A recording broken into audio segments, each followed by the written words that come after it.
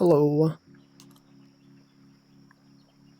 Alright, we had a slightly delayed start today because I had to restart SteamVR for some reason. I opened SteamVR and it said could not open due to a recent crash. Some plugins could not be loaded. Please restart. And then I restarted. Thankfully I didn't have to restart my entire computer this time. Because, like, you know, sometimes I have to do that. Sometimes, I don't know, maybe there's like an update or something, I don't know. But anyway, we're here. We're back here. And as usual, we are going to increase the height of this tower. Now this is getting to the point where it's like, it's kind of tall and it's like kind of hard to reach up here. I can do it. I've done it. I've done it so well. And then I guess next time I can move this watch, perhaps. Here, we'll have these up here. This one will be up here. So the plan of action. Next time, once these things are fixed in place, I'll move this watch even higher up. How high up can we go? I don't even know. Anyway, welcome Stream Elements. Welcome Zoe, Chaos Ryan, Duck, Slime Boulder, Stanley, Potato. The gang is all here. It's a usual, just another regular Wednesday. A typical Wednesday. You guys remember last time on Wednesday, I had this whole thing where I was like, oh man, I did this interview and it was using a Microsoft Teams, and then you guys didn't even know that it was from Microsoft. And then I was like, oh yeah, I don't know if they're gonna respond. But turns out, this morning they did respond. They were like, thank you for interviewing last week. We would like to move forward with the interview process. And I was like, well, I mean, you know, it's been a while. You could have said okay earlier. But anyway, I didn't say that. But I was like, hey, it was great talking to this guy last week. However, I have accepted a job at another company. And they do not respond. They don't respond back. That's the thing. I feel like last year when I was applying to places, there were like, I got a response from one place, and then I told them like, hey, I actually accepted an offer from another company, and they actually responded to that. They were like, oh, sorry that the timing didn't work out. You know, we're just wondering what company it was, and I told them. But then this year, you know, the companies that I've talked to, I told them that I accepted an offer and they just didn't reply. They just ghosted. And that's, you know, that's something you gotta consider. Sometimes they don't care, you know? If you're not applying to them, they don't care. I care though. Because that company from last time, they were like, yeah, in case it doesn't work out, feel free to reach out again. And that actually did end up happening. You know? The company that I accepted, you know, got layoffs, and then I reached out to the other company and was like, hey, I applied last year, it didn't work out, but you said to keep in touch, and I did. And then had some more interviews. It was cool. Anyway, we're back here. You know, good old consistent 4K kilobits per second bitrate. Not suffering yet. I wonder why, like, when I stream on my Mac, did I set the kilobits per second to like 6K or something? I am streaming at 60 FPS, which is a bit higher. I don't know. Anyway, well, I'm just here. I'm just here talking to myself, you know, that's how it is. That's how it is. This lady just got wronged. You're playing There's some Mahjong out there. I feel like the last time I played Mahjong was actually the last time I streamed it, which was quite some time ago.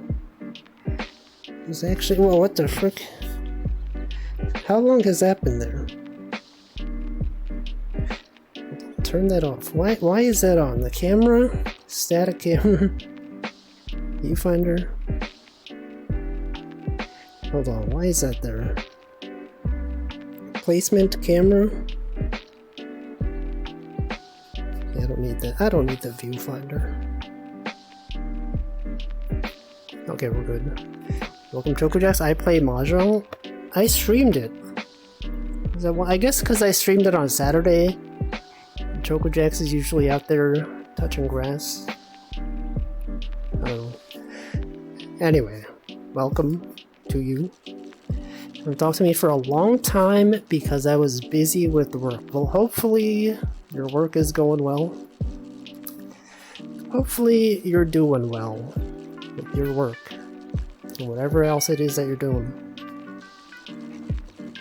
She missed it. She's out there touching grass every weekend. She's going outside. Doesn't even see the Mahjong stream. It's fine. I'm not that good at it. I'm like okay at it. I'm sure at some point I was okay at it, and then I forgot most of the things that I learned. You have to quit your job to go full-time student? Dang. It's like, are you, as a university thing, are you doing, graduate stuff? Undergrad? Welcome, Cole. Welcome, Nutritious. Yeah, rip in peace. Yeah, well, okay. I asked 2 questions, unfortunately, so I don't know what answer that was. Don't you love it when a streamer asks multiple questions that have contradictory answers? Also, welcome, Lofky. When a streamer is like, yeah, what about this? And then they immediately ask another question that can also be answered with yes and no. And then people say yes in the chat, and I'm like, I don't know if you meant yes to the first question or the second question. 2. Oh, that too. But anyway, I don't know. I was assuming that Microsoft would not respond because it was like a whole week, you know? I was like, okay, yeah, I've been ghosted by them, whatever. They did respond, and I'm like, okay, well, at least I don't feel so bad, because when I interviewed with that guy, I thought the interview went pretty well, and I was like, oh yeah, they're definitely gonna contact me back about this. They didn't until today, and I was like, oh, why do you take so long? But I guess even if they did respond, I probably would have said no. Like, I would have gone through with the interview, the future interviews. I feel like the company that I accepted is the one that I prefer, so that's good. It's good to have options, you know? Anyway, big companies are usually pretty slow. Yeah, I mean, the fact that they took 2 months to respond to my, like, application in the first place, that's like a long time, right? 2 months. Like, I feel like if you don't get a response in, like, a month, you probably, you know, you just assume that they're not interested. Yeah, 2 months, right? Pretty sure I applied back in, like, June. I actually started taking notes. Like, every place I applied to, I started taking notes on when I applied, if I got rejected, like when I got rejected, and all that. I'm pretty sure Microsoft was back in June. But, you know, they responded. And I was like, yeah, okay. It's a bit too corporate in my opinion. They're working on, like, enterprise stuff that I don't really understand. SharePoint, all this stuff. Oh well, anyway. So yesterday I was talking about how the place that I accepted, they requested like 3 references, which I guess is normal. and I emailed a person.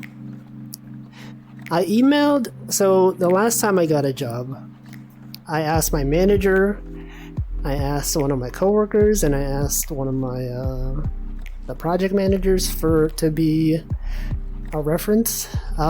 This time I asked my manager for my previous job, and then 2 people from the previous time I asked for references.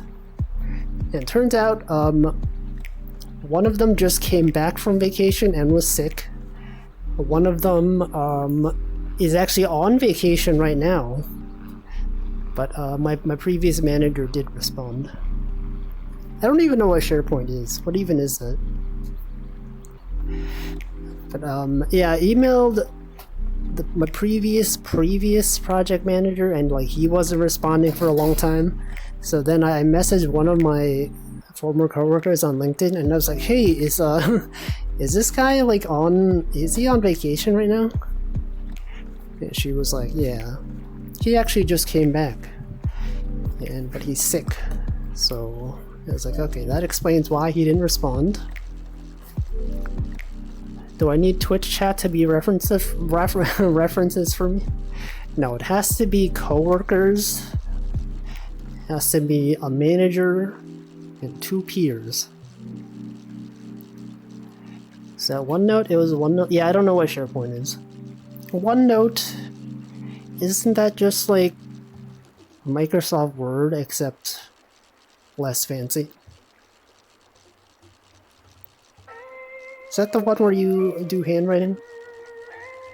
I don't know. Anyway, the coworker that I asked on LinkedIn whether the person was on vacation, she was like, "Oh yeah, if you want, I can also be a reference." And I said, "Okay, that's good." So I'm still waiting for the last reference to be submitted. And then I just did a bunch of the typical paperwork when you join a company. Ask you a bunch of questions about tax withholdings and proof of citizenship and all that. Thankfully, I had some documents from the last time I had to do this. I didn't have to go find, my documentation. I already had it saved. So I just uploaded those. SharePoint is where you store your documents or something. Isn't that OneDrive? Or is that something else? I don't know. Is SharePoint the corporate version of OneDrive? Because OneDrive is for individual usage, right? Is SharePoint here's where we store all the company documents. You have permissioning defined on it. You can access these files if you're in this group. Stuff like that. OneDrive also has corporate use. Welcome, Slime Molder. Wait, no, you were here. I'm pretty sure I already greeted you. OneDrive. He was double welcomed. Basically, company-wide cloud file storage. Yeah, but is that different from OneDrive then? Because isn't OneDrive also file storage? Welcome, Handflow. There's also OneDrive, but SharePoint is more by managing and searching across teams. So it probably has a more robust permissioning model system. Right, I'm pretty sure OneDrive and Google Drive are kind of just people just grant you access to it, and then if you are shared a file, you can just open it. I'm gonna assume that SharePoint is if you're in the marketing team, you get added to this group, you have access to these documents, and then people can be added and removed from groups. Maybe, I don't know. It's a web-based collaborative platform. Oh, what the hell? No. Wait, what happened to the, Oh, it's right there, okay. I have to set this up again. Oh, no. Can't believe this. Okay, how did I get this the first time? I don't know how I did it. OneDrive is more like cloud storage that acts like a normal drive. SharePoint is like Google Drive. Oh, I see. So it's just like a bunch of files with no like permissions and stuff like that. I just hit my headset. Here, this will be good. Bam. SharePoint also has a team-based website interface for company intranet. Yeah, this sounds very corporate. Welcome, Props Not Jack. Bugs Bunny when he joins a corp with flies. For fire, I thought I said flies. I was up in the cloud. I get it. Doc, like document. I understand. That makes so much sense. Docs, document. Bugs Bunny being doxed. What if he was doxed and he said, "What's up, docs?" Would that be fun? Sounds like what I've seen it be as well, the team-based website interface. Sounds like a lot of overhead for me to understand. Also, I feel like I probably should have restarted my headset because in the periphery of my vision, I see some things flickering. I don't know if you guys see that in OBS. There's like, so there's some things on the very edge. It seems like they're flickering. Do I see it here? I don't. It's just, okay, it's just in my headset then. It's kind of weird. Oh well, it's fine. It's not that noticeable. His name is Bugs Bunny. You don't know if that's his real name. Also, welcome, Defins. It might not be his actual name. If I try turning it off and on, no, that's the thing. At the start of this stream, it said SteamVR needs to be restarted. Look, the bear is back. It said it needed to be restarted. And I restarted it. And a lot of other times I would also restart my computer. And I did not do that this time. Code get motion sickness. No, it's fine. It's probably fine. Hopefully, I don't know. Maybe I should. Maybe at some point I'll restart my computer. It's not flickering in the sense that like there's static. It's sort of like if you were imagining like in the real world, if there was like a rift somewhere in the periphery of your vision, it's just like flickering sometimes. It's not like the whole image. It's like certain sections. Pakora? What does Pakora? It's kind of like floaters, I guess. You know, when you look up at the sky and you're like, oh, yeah, what are those things? You don't really notice them unless you're like focusing on them, right? If I just look at this, I don't notice them. But then if I like stare over here, then I kind of see them. I don't know. What if I'm just imagining it? What if I'm seeing this in real life and I just think it's part of the VR? I'd be like, wow, guys, this is so wacky. You got VR, and then I remove my headset and I see it in real life. I'm like, oh frick, it's real.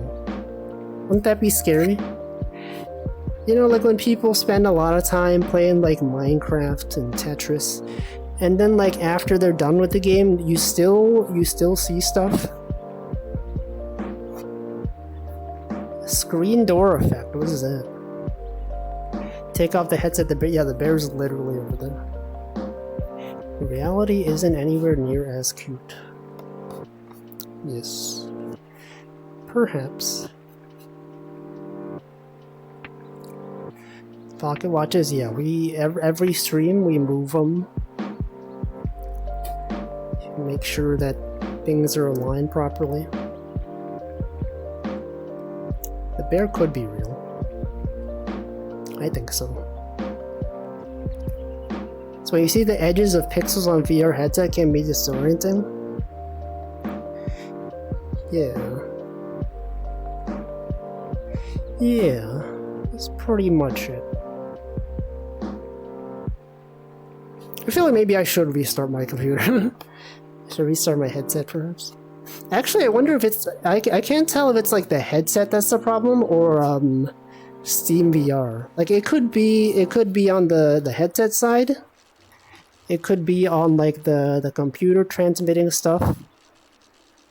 The thing is, if I restart my headset, I don't have to end the stream. I could just reconnect. If the problem is with my computer, then I will have to restart my computer and the stream will die. I'm hoping that it is just my headset. Yeah, I'll try that. Okay, after I catch this fish, I'm gonna restart my headset. Although I feel like the headset is normally fine. It's usually Steam VR which has the issues. But I'll try it.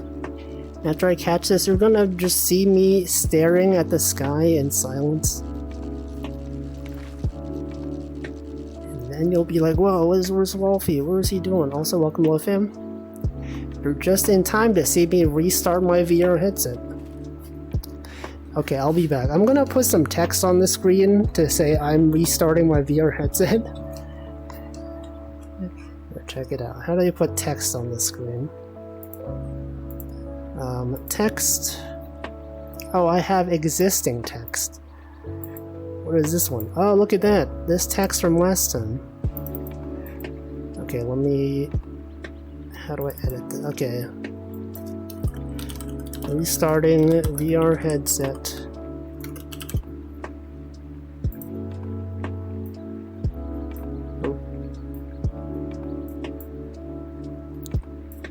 Okay, you guys feel free to talk amongst yourselves.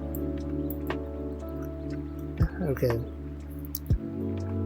I don't know how long this is gonna take, but I'll be back.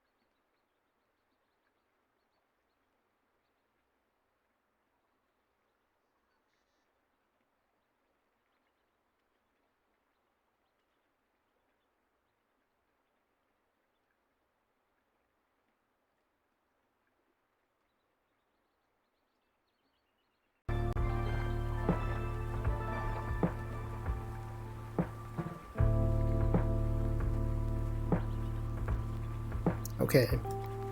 I've returned. Maybe that fix it? Hold on. I don't see any flickering anymore. So maybe it's good. Maybe it's good. I don't know. Okay, I'm disoriented now because now... Okay, now this is where my computer's... I gotta recenter myself. Alright, let's see. What do you guys say? What's going on? What's happening? I'm just staring. Yeah, there goes me. There I am. Hold on, I gotta remove the text. Get that out of here. Get that out of here. I probably could have gone to the BRB screen. Or like the loading screen. I always forget that exists. Right, since I never BRB during my streams, I always forget I can just go to like the fish loading screen. Okay, hold on. Luck is weird. Losing in Mahjong, losing in Apex. Washing machine. A lot of things are happening. A skill issue. Bad luck a few days ago. Yeah, luck, you gotta check it out. Welcome, Shin Burning Bees. Thank you. I will never be right. I'll only be left back. Guys, be right back. What about be right back? What about a left forward? Am I right? Welcome, Ranmu, as well. Yeah, what about that? Guys never even considered this. Okay, what was I talking about? I don't even know. I was thinking about drawing me wearing Terminator armor from Warhammer 40k. I don't even know what that is. I know what 40k is. I don't know what the Terminator armor is. Surely, if you really wanted to do it, you could do it. If you believe in yourself, you could do it. Probably. So if you're willing to put in the effort. Anyway, what was I talking about? I'm surprised that restarting my headset fixed it. I feel like usually it's Steam VR that has the issue. Not today, though. Yeah, effort. Okay, what else happened? What else is happening? I talked about a job. Talked about filling out documents, you know, tax documents. I put, you know, when you join a job and you set up your direct deposit and all that, you give them all your bank information. Since I have like this separate cash account from Wealthfront, which is different from my bank, I was like, oh, what if I have the deposits go into the Wealthfront account instead of my typical bank account? So I set that up, but then they asked for like, you need to provide like a voided check. You guys ever done that? A voided check? Just have a check where you write the words void really big to prove that this is your account. But then like I couldn't do that with that account because it's not a physical bank, so then I had to switch it back to my regular bank. You've never done that? I guess it depends. Like if you, only some places do that. I feel like I've never had to do that until today. Yesterday, I mean. It's not relatable. It seems pretty rare though.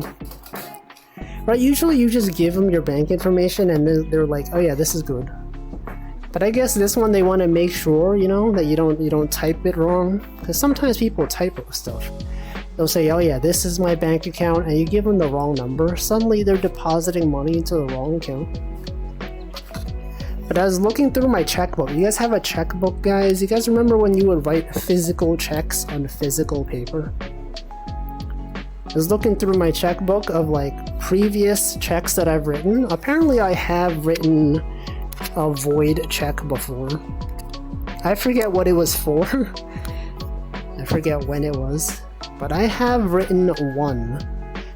And I was like, huh, I guess I've done this before. The checkbook. Haven't used it in a few years. That's usually how it goes. I feel like the number of checks that I've written total since I got my bank account is probably like at least 15 years ago.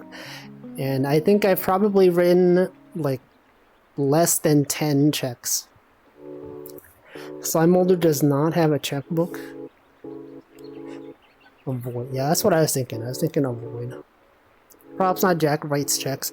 Imagine like going to like the supermarket. Like, don't they technically also accept checks? You could go to the supermarket, instead of paying with cash or card, you could just write them a check on the spot. Yeah, that always felt a bit weird to me. Cashier's check? What is that? What's that cashier's check? I just got an email. What's that? in a check. Make sure it's not something important. What is a cashier's check? Paying with a check is pretty sus. Yeah, because like you can't tell until you try to cash the check, right? It could be like an invalid check. Oh, I see. It's just a Cloudflare email. Whatever. You should unsubscribe from these. I don't really care. Cashier's check is a check guaranteed by the bank. Oh, so it's like it can't bounce? Like they've already taken the funds out of your account? I see. There's like so much stuff out there. Have you guys ever like received a check and you try to deposit it? Nowadays, like you used to have to go to the bank for that. But now if you go to like on your bank's app, they probably have a thing where you can just take a photo of your check. Like I've done that before. I've received physical checks for stuff.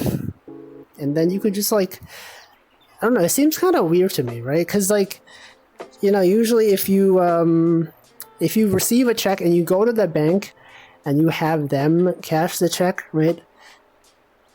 Then, I don't know, like, do they take the check? I'm sure they like, probably write something on the check to say that you've already redeemed it. But, like, if you're just, like, on your own phone, you take a photo of the check, like, I always wonder what's stopping you from just taking multiple photos, right? Can't you just, like, you take one photo of the check, and then, like, you go, like, sign into a different account, and you take the photo of the same check? Like, how do they... I'm sure there are ways to prevent it. I'm sure it's like this check has already been cashed based on like the number, but like I don't know, it just feels a bit weird, you know? The fact that you could just take a photo of a check and it's suddenly valid. Like I guess it has the numbers on it. They do like optical character recognition. You have to write something on the back. Oh yeah, there is a thing on the back, I remember. Yeah, you take a photo of the front and then there's a thing on the back. But like I've like redeemed checks cause like okay, so I have received checks that are like addressed to my mom and she's like, well, she doesn't really need to put money in her account because I pretty much pay for all the bills. And so I'm like, she tells me to check it, like to cash it in my own account. But like the name doesn't match. I just take the photo of the check and like it just goes through. I'm like, huh. You could just do that? I mean, like, I guess it's fine. I don't know. I don't understand. I've received checks in the past before. Like the person who received the check has verbally authorized me to deposit it into my account. Like, how do they check that? I guess they don't check it. Check number, amount, date. Yes. The laws are pretty harsh. Like, will I get sued? Will I get sued because my mom allowed me to deposit the check in my account? That's also fine, but like, how do they verify that though? Like, what's stopping you from just saying like, you know, oh, you know, this person definitely gave me the right to do this. I guess like when they try to cash the check, and then it says it's a duplicate, I guess that's when there's issues, right? I guess it's only a problem if the other person tries doing it. Banks can close your account if you seem sus. They don't even need to prove that you're doing something illegal. That is also true. I guess also the fact that like if it's addressed to my mom, she has like the same last name and all that, and I'm sure they have like documents that prove that I'm like an approved person on the account or something. That's gotta be it, right? There's no way they could just just scan some random person's check. Probably. I don't know. Anyway, that's like, you know, the physical things in a digital world. It feels like a thing that they would do in Japan. You know, like in Japan, they're still very, very reliant on cash and like physical papers and stuff. I wonder like if people are paying with checks over there. It seems like, seems like it could be pretty common. Seems like it's on brand. But anyway, I don't know. That was me yesterday. Had to get a void check. And then other than that, it's just like the typical like tax withholding stuff, like when you get a job and then they ask you like, how much tax would you like to be withheld from your account during payment, You have to like do all these forms. It could be like, are you head of household? Do you have any dependents? Do you have, investments or whatever? Like I just put, But sometimes I'm like, well, what if I'm claiming too much? And then I have to like pay back. It's too early. It's too early to be thinking about taxes. I'm thinking of them right now. Anyway, I think I got all the paperwork done. If not, they'll let me know. I still have plenty of time before I start. A whole, 2 weeks. That's right, this time, 2 weeks from now, I will be employed. I'll be up here, I'll be like, hey guys, check it out, Tuesday, I just started my job. Here's my anecdotes. For the next 2 weeks, there's not really anything going on. Here's me, the typical out here doing nothing. My pant is good news. Is it not good news? Also, did I greet? No, I did. Okay. I saw Duck's name and I was like, wait, did I greet? I did. You were here in the beginning. No, employed panic. Actually, one of the coworkers that I was talking about, who I'm asking for a reference, and I said he's on vacation right now. He said he was actually about to look for another job. As soon as he gets back from vacation, he's also going to look for a job. And I was like, you gotta be careful because the job market is it's very hard to get an interview. And when he had questions, he's like, wait, is it really hard to get an interview? I think so. From my experience, it definitely is, at least, the jobs that I've applied for. But then I noticed recently, in the past few weeks, I've gotten a lot more emails from recruiters. And those recruiters have actually been relevant positions. And I saw an article linked on Hacker News today. It was like, oh yeah, the tech job recession is finally over. And then we had some people who left comments that are like, oh yeah, I've noticed I've gotten more recruiter emails recently. And I thought, wait a second, that's true for me too. Cause the thing is, when I got laid off, there's a lot of, I guess some recruiters, but they were all kind of irrelevant. The positions they were telling me about were like, hey, we like your Python skills, we like your JavaScript, and I'm like, I don't do any of that. But the past few weeks, I've gotten several actually relevant recruiters. They're like, hey, I see you know Rust. Have you tried? We're doing this company. Are you interested in this? I was like, where were you 2 months ago? What's going on? But yeah, I don't know. And why are you contacting me after I've already gotten a job? That's the thing, right? I've gotten so used to looking at the job boards every day, and now that I actually have a job, I guess I don't have a job yet, but in 2 weeks, now that I've received a job offer that I've signed, it's kind of it feels kind of weird looking at those job listings now. It's like, oh, this one looks interesting, but I'm not gonna apply to it. The company has record low people leaving right now, so they want to stop giving us money? What the? What if you threaten to leave? What if you're like, hey, I would like a raise right now? And take up job searching as a hobby? Some people do apply to places for fun. Isn't that kind of messed up? I guess it's like what I did last week. Last week I could have I had an interview on Friday, and I could have avoided doing that interview. But I was like, it might be fun. And then I did it. I think at Netflix, I've seen, when I was considering applying to Netflix, I was reading about like their policy on compensation and stuff like that. And I think there was an article, or like several articles, that said that Netflix actually encourages their employees to like apply at other companies, which is kind of weird to me. But I guess it's like they want to make sure that their salaries and all that are still competitive, and so they have their employees apply to other places, and presumably not accept the job offer. I'm like, whoa, what the? They must be. They're so confident. They didn't give yearly raises this year.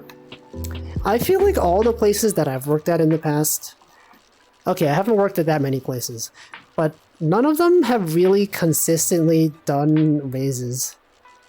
It's always like, yeah, we don't have the budget this year, we don't have this thing, we don't have that thing. We used to have like regular discussions about raises and like performance and all that. But it's always, I don't know. At some point they just stopped. And it's like, last time I got a raise was like such a long time ago. Like I remember like pre-COVID, they were like, oh yeah, we would like to promote you to, I talked about this before. They're like, we would like to promote you from senior engineer to staff engineer. But like we don't have the budget for that. However, we can just give you the title for now, and then eventually you'll get the raise. And I was like, just it's fine. Just I don't need the title. Just wait until I get the money. And then it was like, I never actually got that raise. It was like pre-COVID, and then like around when I left the company, they finally had the budget for it. But like I was thinking of leaving. They were like, we've approved the budget. And I was like, yo, that's cool. And then in my mind, I was just like, I'm literally leaving like in a month. Also, welcome, Cass. 2% per year. Welcome, Fuse Hunter. I guess if it's consistent, like consistent 2% bonus, not bonus, raise per year. It's better than like inconsistent, maybe. Being paid in exposure. That's how it is, right? What if they give you the title and then they forget to give you the raise, right? They're like, we'll give you the raise when we have the budget for it. But then what if they never? What if they never do it? But I guess the title is like, if you're moving company, like titles are only important if you're switching companies. Because like within a company, doesn't really matter that much. Yeah, forget. Just kidding. Can't imagine onboarding 12 times. Like switching between different companies. A lot. Some people do that. Some people, they switch jobs like every few years. And like, I feel like it looks bad on your resume. It's like, because you're constantly switching jobs. But I feel like objectively, that's probably the best way to get paid more. Because like, if you stay at a place for a long time, eventually they're gonna like not give you as much raises. You're gonna be doing the same stuff. I don't know. Yeah, forget. Oh, whoops. Totally forgot to give you the money. Also, the flickering has started again a little bit. I feel like it is on the Steam VR side, but I also don't really want to restart. Like when did I restart? It's about like half an hour ago. It's fine. See, in my industry, the old folks always talk about how sometimes the easiest way to get a promotion was to leave to another company and then go back. That is also true. You probably could do that. I know some people who did that. Actually, the company that I'm going to, one of the people said, like, he worked here for 6 years. He went to another company, and then he came back. And, you know, I guess if you move to the other company, you come back, you could be like, I got paid this much at this other company. Because, like, I didn't realize how much I was being underpaid until, like, some of my coworkers started leaving. And then they would tell us. They'd be like, hey, I went to this company, and we are totally being underpaid. They're paying me this much. And I'm like, holy frick. They're paying you that much? And then, you know, a bunch of them left. And then I left. And then I started demanding the salary that my coworkers got when they moved companies. And I got it. And I was like, man, that's nice. And then the only reason that the company that I'm applying to now, that I can demand a higher salary, is because I moved to the other company. And that's how much I was getting paid. So, you know, it's like if you stay at one place for a long time, then I feel your salary is gonna plateau, right? That's the word for it, plateau. I don't know, but also I did find out that with the company that I worked at for 7 years, they do tend to pay pretty low. I think it's good for, like, if you're at like the beginner level, or like beginner or intermediate or whatever, mid-level. Like, once you have like a lot of experience, it's like the salary it does not compete. Yeah, the money. But not everyone has the luxury of moving companies, because, like, you know, some companies, you kind of just stay there for a while. You don't have to work that hard. You can just chill. And, like, you know, that's nice. Anyway, I don't know. That's how things are. You know, that's the state of the world nowadays. The global economy. Anyone out here switching jobs every few years?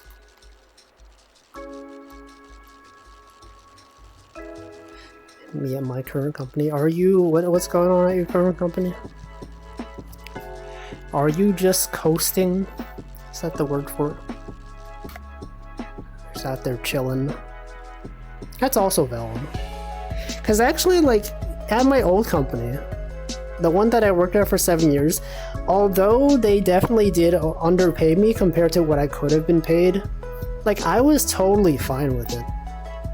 Right? The amount of money they were giving me, I thought it was actually a lot. It isn't until you see that someone else doing the same thing is getting a lot more that you're like, wait a second. I could be getting even more, even though I already thought I was being paid pretty low. It's a matter of perspective.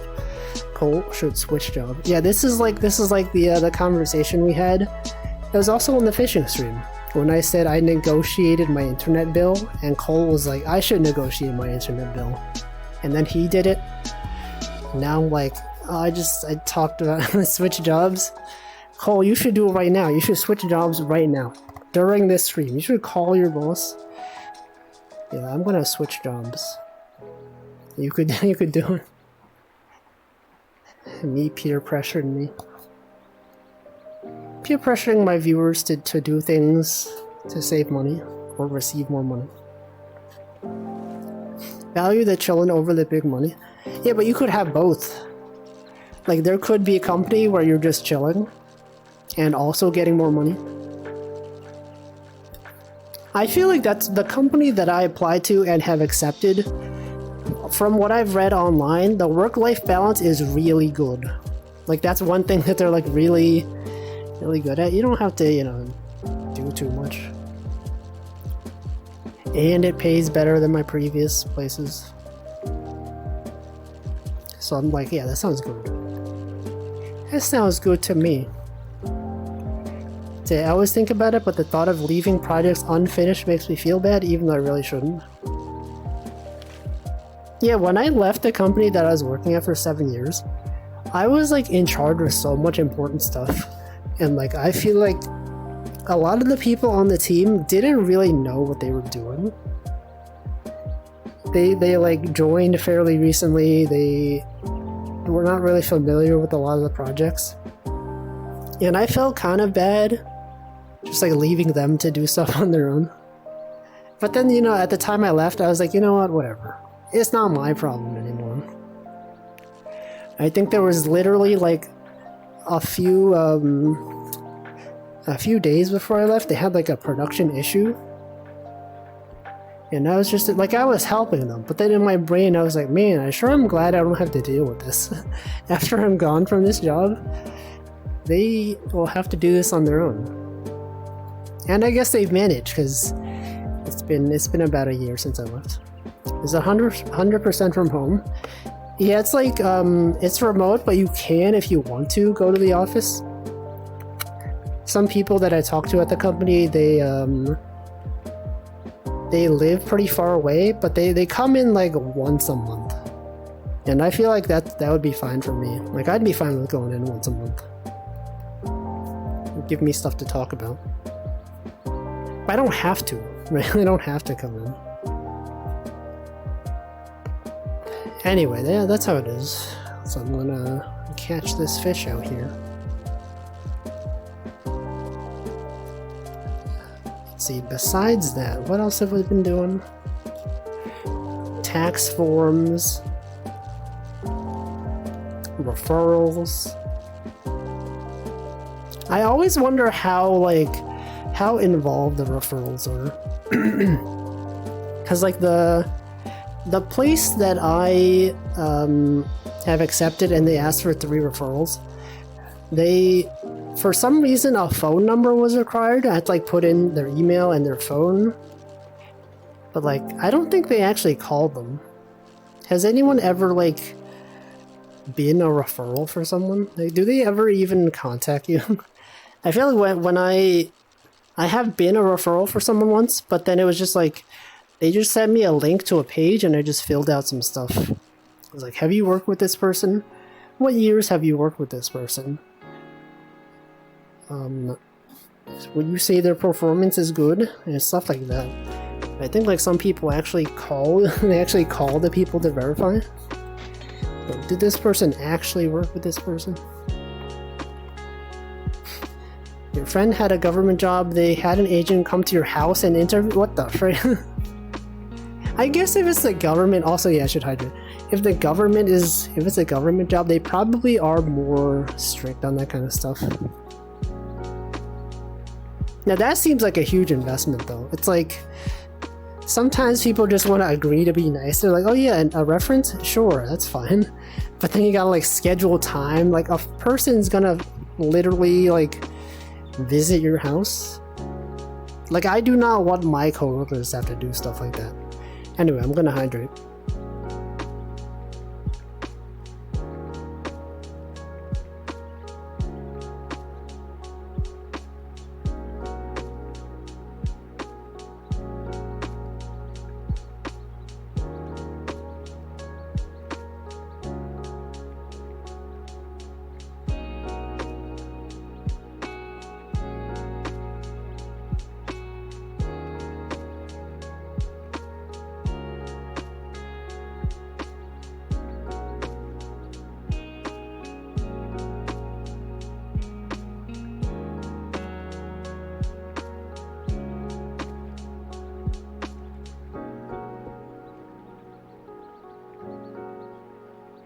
Alright. Does government always mean military? No, it could be just like your local city government. It could be like you're doing paperwork, you're doing like city planning, stuff like that. It could be the government, it could be military, it could be some mundane stuff. The government does a lot of stuff. Does the local city government do those through thorough checkups? You mean for references? I don't know, maybe. They might. But like, since I don't know what's involved in like, if like the coworkers that I asked, like I'm pretty close with them. Well, not that close, but like close enough that I don't feel uncomfortable asking them to be a reference. And they're like very willing to, you know, I told them like, hey, they required me to like put a phone number. I'm pretty sure they will not call you. And they were just like, they're all just like, oh, no, it's totally fine. They can call me, just like have them like schedule a time first because I don't pick up numbers that I don't recognize. And I'm like, I'm pretty sure they won't call you. And so, you know, I don't know. Hopefully it didn't take that long. Like I would hate if I asked someone to be a reference and they had to spend an hour answering questions. They were just like, oh yeah, what is this person? What day did you meet them? Oh yeah, rate them on a scale of 1 to 10 on this thing. Write an essay about the most important thing they've done. Right, that kind of stuff. I don't want them to go through that. Depending on the job, yeah. Probably. I feel like if it's a government job that's like security critical, I'm sure they probably do ask your references, like very detailed questions. Actually, I guess like the government person that came to your house to interview you for a reference, like how long did that take? Did they ask you a lot of like really involved questions? Because I feel they could have just done that over the phone, right? Did they have to do it physically?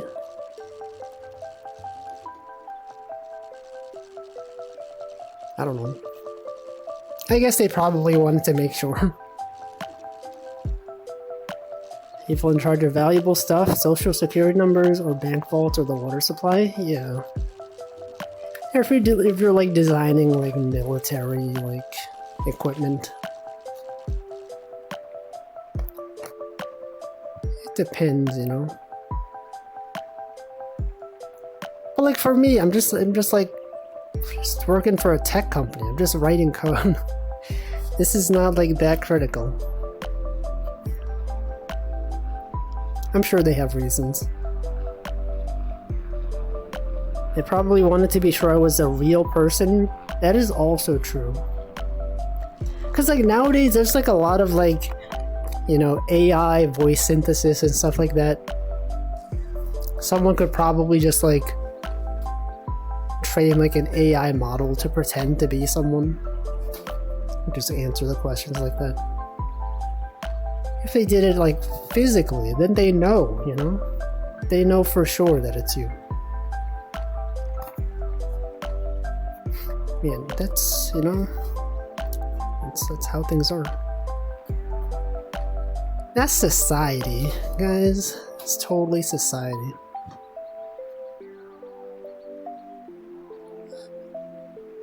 Besides that, though, not much else going on. Fake AI welfare. Yeah, this stream is AI generated. I just gave it a prompt like, pretend you're playing a VR fishing game on a lake. Look, the bear's back. I'm not even gonna bother zooming in. You could probably see him. It's definitely up there.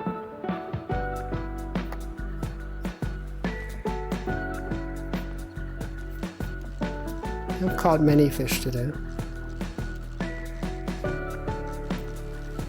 Besides that, I've been updating my Fediverse instance. Just writing like an image proxy, you know? Not writing an image proxy, but like there are existing image proxies that can better resize images and stuff like that.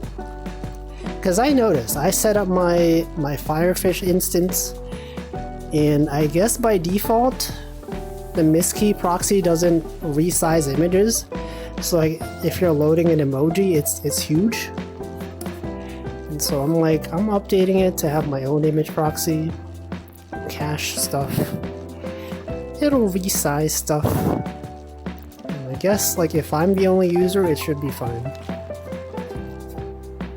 Hopefully not too much of a performance issue.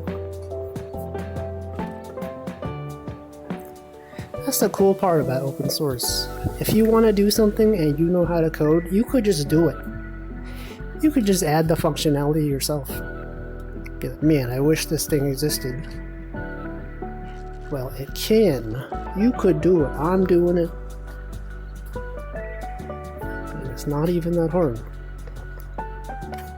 That's in progress. I did realize that I have nothing that I want to post about. Cause like all this stuff, like, you know, social media, people like they go in there, they post stuff about stuff they did. Like that's what I stream for. I feel like all the stuff that I would otherwise be tweeting, I would rather just talk about it on stream. Right? Cause like I don't want to tweet, right? I don't want to send out a tweet that's like, hey, I just got a job. Hey, oh yeah, these interviews are going this way. Because then people, you know, there's too much information. Instead, I need people to like sit through like a 2.5 hour VOD, tune into like the specific portion where I talk about my job. Because like no one's gonna be like looking for that kind of stuff, right? Anyway, it's on wolfie.dev. It's real. You got Firefish. Here's my personal instance. Also, I just noticed, oh, there it is. Let's look at this. I got the wallpaper. It's a thing you can explore. I got the logo right there. Go here. It is me. There's my profile right there. And a bunch of links. Realize my preferred method is just write a message in Discord. It's also true. Welcome, Yuko. They can make an AI summarize the VODs for them. We'll be able to sign up, or is it just for me? It's just for me. It's literally called wolfie.dev.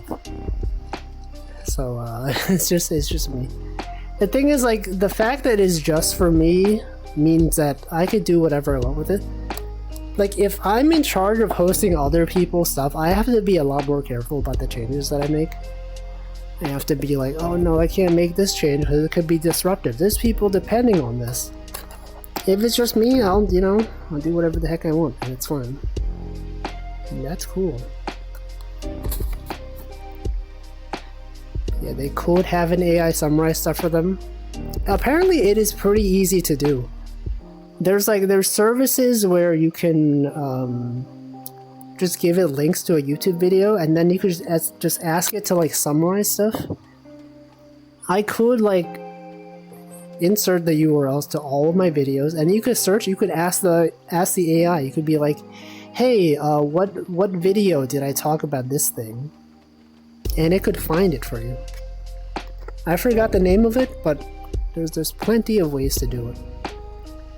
Me when I can't join the Wolfie social media, you could follow on any compatible instance. If you would like to, if you're on Misskey, if you're on Mastodon, you could just follow me from there. It's easy. That's how things are. Have to start salting your streams with misinformation.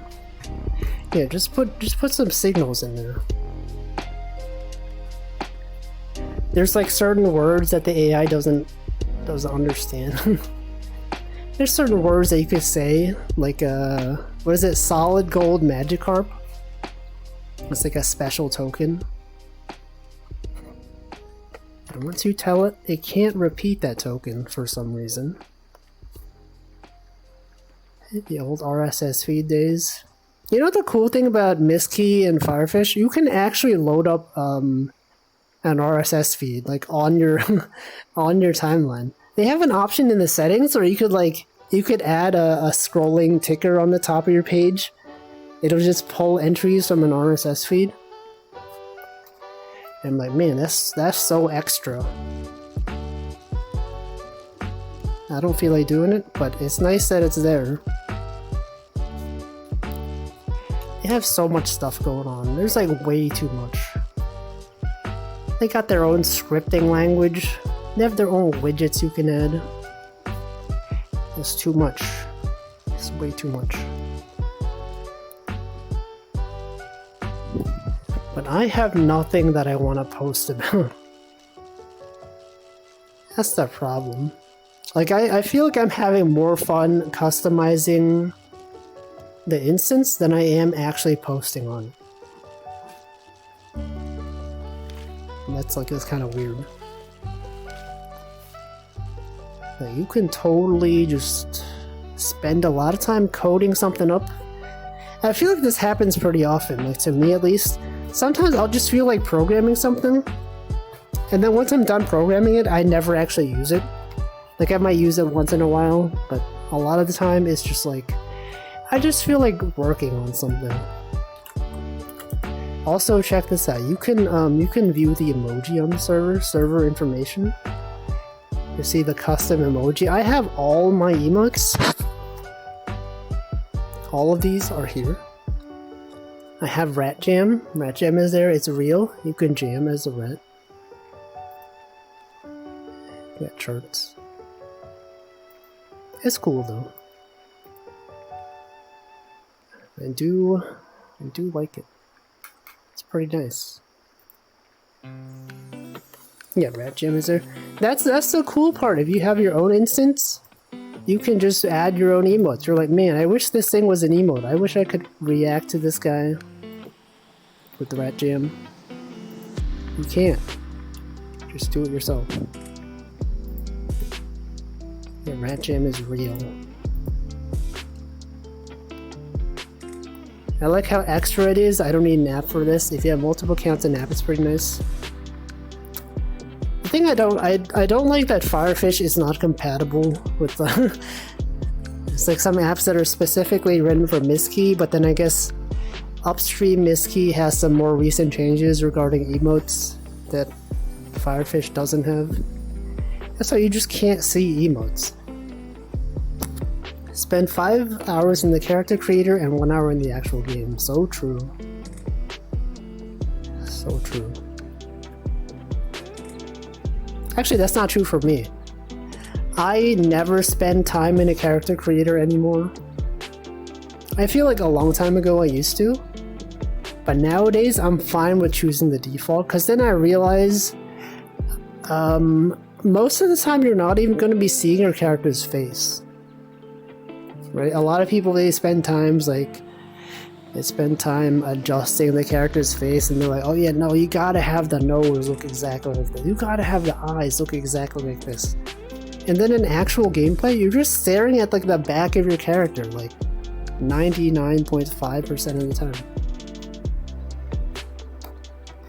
Gotta make it the cutest. It's like the defaults are pretty good. They're pretty good. Somewhat understandable. I spent forever collecting games. Never have the attention span to play. Yeah, Steam sales. Just buying stuff that's on sale. Yeah, and you just put a hat on. Your face is just covered all the time. But I guess like some MMOs, they have like fashion items, right? They have like you wear certain equipment that gives you stats, but then you can wear like a cosmetic thing over it. It's been a while. I haven't played MMOs in a long time. Hit random a bunch of times. Exactly. Actually, you guys see there's a new MMO that came out recently. It might be in beta. It's called like Palia or Palia. Basically, it's like a farming sim or whatever, but it's online. I've seen some people streaming it. And here's the funny part. That is one of the companies I applied to. Remember like several months ago I was talking about there's this company that like uses Rust on the back end, but they do game dev? That's actually the company. Palia. they use Rust, they use Kubernetes on the back end. I was like, what the? That's cool. But they never responded, so doesn't matter. But as I saw people play it, I was like, wait a second. That's the company I applied to. I know what this is. I've seen this. But yeah, they never responded, so it's fine. It's totally fine. Yeah, it's an MMO. I don't know if it's good. Which game? Palia or Palia? It's Palia. Yeah, that one. I don't know. Hopefully it's good. There should be more chill RPGs. Or chill MMOs. I've heard people kind of like it. Yeah, I've seen people play it, and then it seems like they continue to play it, which I guess is a good sign. Because sometimes people, they'll pick up a game, and then they'll be like, oh yeah, this is fun. And then like a week later, they're done with it. Like, I feel like I've seen people play it the first day.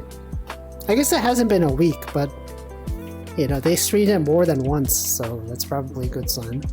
The one person that I saw stream it though, she was having a lot of performance issues with it. I guess her computer could not run it that well. You need MMOs that aren't MMORPGs, yeah. Although I tuned into someone playing that game, but like I don't really wasn't really paying attention to what they were doing. They were just walking around doing stuff. Seen a person praising it on Twitter today. What if they added activity pub support to it? Yo, what if they had an MMO that could have activity pub and you could follow them? Could follow them from Mastodon or Misskey. And then once they got stuff, they could post a status and you could follow them and you could be like, whoa guys, check out this thing. They could do it. They could do it. If only they had a Rust engineer to save the performance. No, they use Rust on the back end though. It's like the stuff unrelated, like the stuff that's tangentially related to the game. It's not like the main game stuff. I think it's like the cash shop and like other tangential stuff, like maybe the chat is in Rust. I don't know. I don't remember exactly. But it's not like the core gameplay mechanics that are using Rust. Need to look into Python performance. Some cursed functional programming. Well, Python is just typically kind of slow. All of the performant Python stuff is just wrappers around C code, right? That's just how they do things. Unless you're doing something really weird, I don't know. I feel like it's typically like good enough. Anyway, like I don't play MMOs anymore. I don't know if I will ever check out that game. But maybe I could do like one stream if that game ever... Is that game like in closed beta? Like you need an invite code to play? What if I had like one stream where I played that game? And then you all could join and be like, hey everyone, we're gonna make a party. We're gonna make a party in Palia. We're gonna go around griefing people. No, I'm not doing that. You could do it. Is there griefing in that game? There probably is. Implementing a loop using a map and filters apparently slower than a for loop. Oh, Python. Such a thing. I mean, I feel like it's usually like that in other languages, but it's usually not noticeable. Like, I'm pretty sure in JavaScript, calling .map or .for each is slower than actually just iterating through it, but it's usually not to the point where it's noticeable. For like why? Because it's like you got function overhead. There's like stuff. If you have like a function, you have to consider like the borrowed stuff from outside the scope of the function and all that. I don't know. I'm sure there's reasons. Functions. Can't you remove that? I don't know. I'm assuming they're smart people. I'm assuming they know what they're doing. If you could just remove that, I'm sure they would have done it by now. But if I get addicted... No. I don't think so. When was the last time I've ever even been addicted to a game? I don't know. I can't remember one.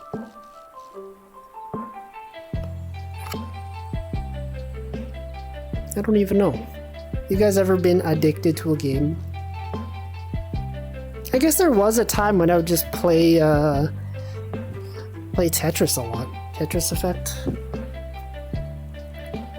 VR fishing. This isn't really an addiction though. Like I only play this on Wednesdays for this stream. But my previous game addictions, like a long time ago, I played a lot of MapleStory. Played a lot of Ragnarok Online. So a time when I played World of Warcraft, it was like in high school. Like those are all MMOs. There's been other games that are like single player, but like which ones? I don't even know. I played a lot of TF2 back in the day. I don't know. Civ? Which Civ though? Civ 3? Civ 4? Civ 1? Tears of the Kingdom?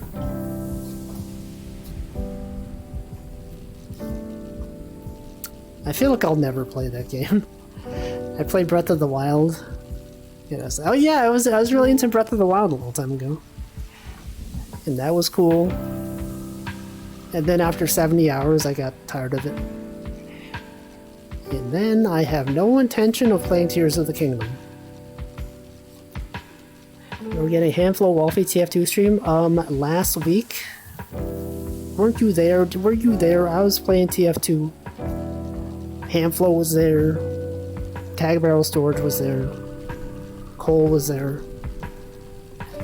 Several people were there. Civ 4 mostly, but also 3 and 5.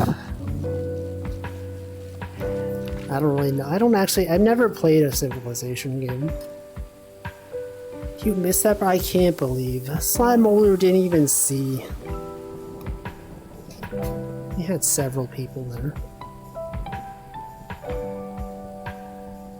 It was a 50 versus 50 server. There's a lot of people on there. But Titanfall 2... No, I feel like if it's Titanfall 2, people usually abbreviate it with like TF, and then they do like the pipe symbol. I don't know what it's called. The vertical bar. I call it pipe because that's what we call it in programming. The vertical bar and then the 2.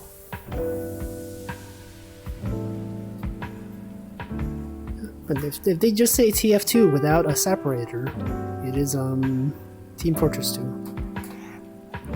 That is usually how people abbreviate it. I'm pretty sure if I go and search it. Right, let's see what the internet thinks.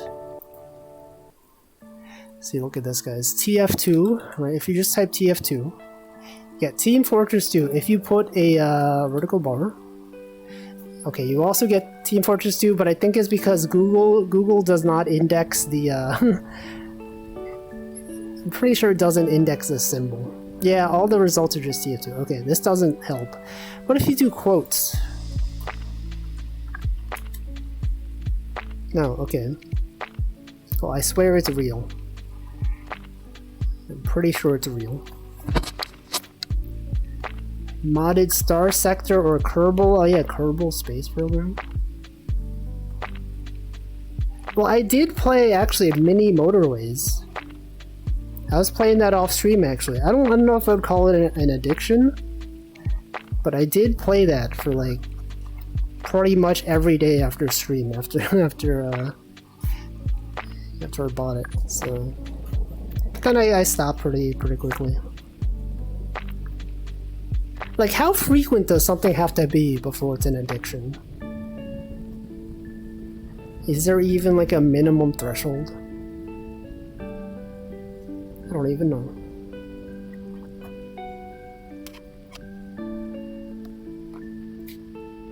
1,000 hours? See, like, I didn't even play TF2 for 1,000 hours, though. I feel like my time in TF2 is, like, under 500 hours. But also, like, people have definitely been addicted to like, Animal Crossing, on the Switch. I feel like 1,000 hours is pretty high. I don't think you need 1,000 hours for an addiction. I think it's more about frequency, more so than like total time spent.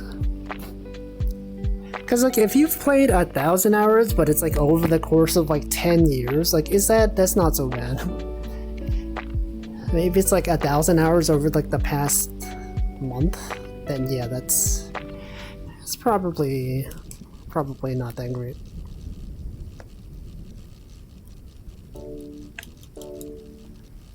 But then again, like, I don't know, does it really matter? In some cases, I'm sure it does. Are there even 1,000 hours in a month? To calculate this. Well, okay, so 1 day, 24 hours, 10 days, 240 hours, 30 days is like 720 hours. It's like 720 hours in a month-ish, assuming 30 days. 40 hours a day. No, I said 24. Right, that's the strat. You guys, like when you do math, like the way I calculated that was basically like, you know, that you calculate based on 25, and then you say like 24 is one less than that. Right, I'm gonna illustrate my logic here. Have 40 hours a day, 40 hours a week. You guys do this thing. Let's go open Paint. Actually, no. Let's open JS Paint. Right here. Here's the logic here. If you say like 24 hours a day, right, and then you have like 10. You calculate times 10. You know that there's 30, but you multiply by 10 first. So basically, you know, you're like, oh, this is like, you know, this is 240. Like, that's easy to calculate. And then you think, I would like to calculate 30. So you can multiply this, right? You can multiply this by 3. But then you're like, what the frick is 240 times 3? That's weird. So you say, so then you do 250. You do 250 times 3, right? And then you get 750, right? But then you know that you've added 10 here, so that you just subtract 30, right? Then you subtract 30. And you get 720.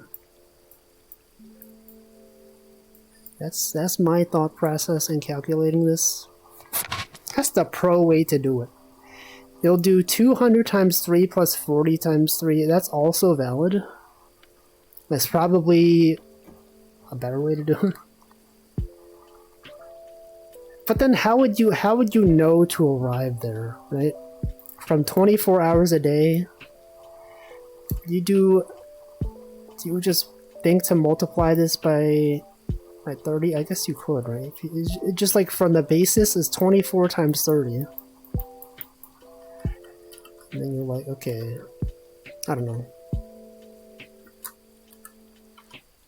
You guys ever think about math? Math is kind of cool though. It's pretty cool. Also, here's the thing you can do on Miski. If you just press shift and you click on something, it'll just like open the link. Sorry, like if I would just click on this, it'll just open a thing like in here. You could have multiple of these. They've basically implemented like a windowing system. It's basically like a freaking operating system like built in. It's kind of weird that they chose to do this. But you could do it. Anyway, yeah. What else is going on? Anything else happening out there in the world today? This is the stream. You know, the past few weeks I've been doing this stream. We've just been reading the news. Just been like, oh yeah, what's going on in the news?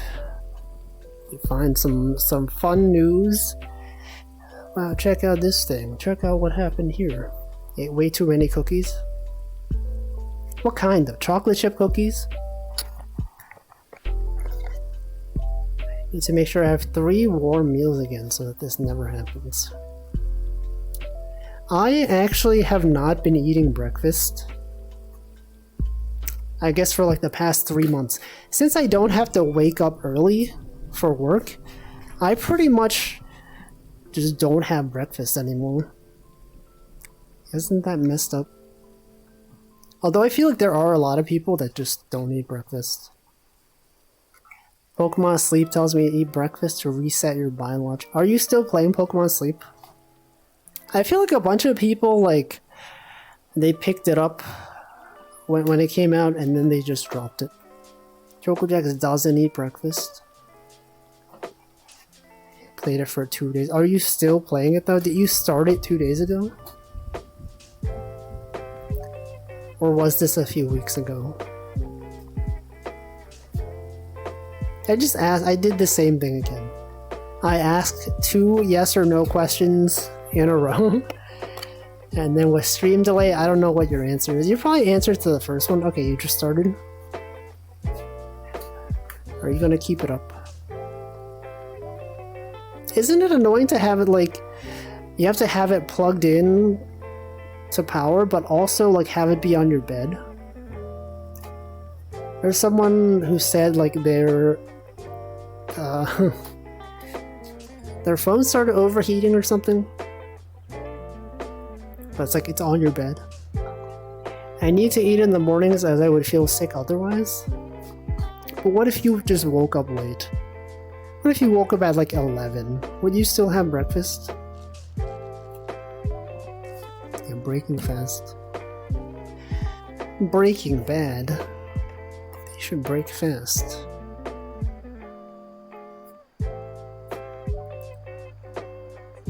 Consider the first meal breakfast. I guess that is like the actual definition, right? You're breaking the fast. How about breaking slow? When you're driving, right? And you press the brakes, you go slow. You don't brake fast, you brake slow. I guess you are braking. I don't know, this is going too far. You were going fast, and I guess you're braking that fast. And then you're becoming slow. Why don't they call that brake fast? And why is brake pronounced breck? Right? It's like break. You would think it'd be pronounced break fast, but it's like breakfast. Why breck? Why does break pronounce itself as breck? Welcome, work lawyer. Bayad.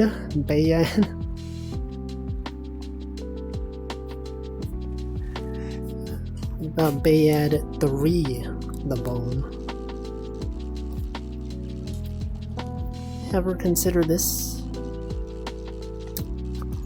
What about number plus 1? Anyway, I should probably enter night mode. After I catch this fish, I'm going to enter night mode. Because it simply is too bright. It's too bright right now.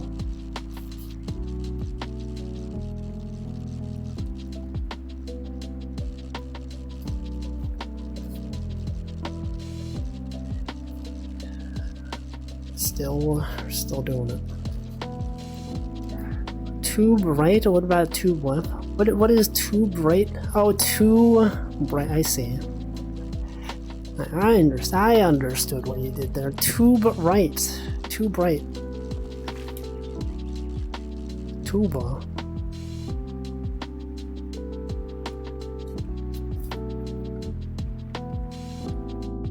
Alright. It's now nighttime.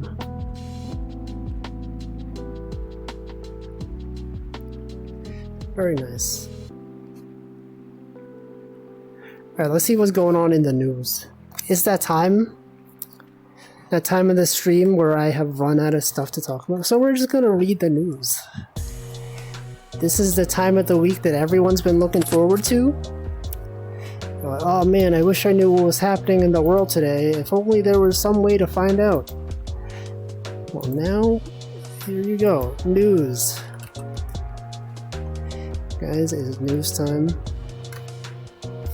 Alright, what's happening in the world? Trump? Something about Trump. We got the power lines in Maui wildfires. Are the Canada wildfires still happening? Don't look at tech news. What's happening with tech news? What's going on with the tech? There was the Zuckerberg versus Elon Musk. It's not happening. Top stories. What's about Google News? Fun news. Fun news for all. Oh, Linus Tech Tips drama. I did see about that. I'm not following it too much, but I guess, yeah, he's like... We don't need to talk about it. You guys already know. We're here for the fun news, okay? I wonder how that'll affect like his channel. He has like a lot of subscribers. Are people unsubscribing? Because when people get canceled, you typically see their sub count drop. Anyway, I don't know. Let's see what else is going on. Linus. Non-native grass species blamed for ferocity of Hawaii wildfires. People introduce new types of grass to Hawaii and that caused the fires. It's pretty bad. They lost 100k subs. That's like nothing though, right? 100k? How many subs does he have? Like several millions? A couple k on his paid Patreon replacement. Was that one Float Plane or whatever? Nexus didn't he have like his own personal video website? He has wildfires, newspaper. No, I want to see the fun news. Snapchat AI chatbot scares Snapchat users. Float Plane. I sure hope it does. Hey, there it is! You were talking about it. Linus Tech Tips pausing videos after massive controversy. Oops, that's what's happening. Let's look for fun news. Fun news. AP News. You can always count on the Associated Press. What the frick is this? Fresh look at DNA from Wetzy the Iceman traces his roots to present-day Turkey. Delayed passengers growl after a bear escapes. Wait, this is old news. There's not enough fun news happening. Oh yeah, dog news? No, I feel like the dog news website is just recycled articles. Okay, here's some fun news. A woman says she fractured her ankle when she slipped on a piece of prosciutto. Now she's suing. This isn't fun. Suburban Detroit woman says she found a live frog in a spinach container. Whoa, what the? Live frog? For real, on God? Am I right, guys? You have to plug in my headset. I saw a story in Paleontology a few weeks ago about a fossil that looks like two animals locked in combat. Dang.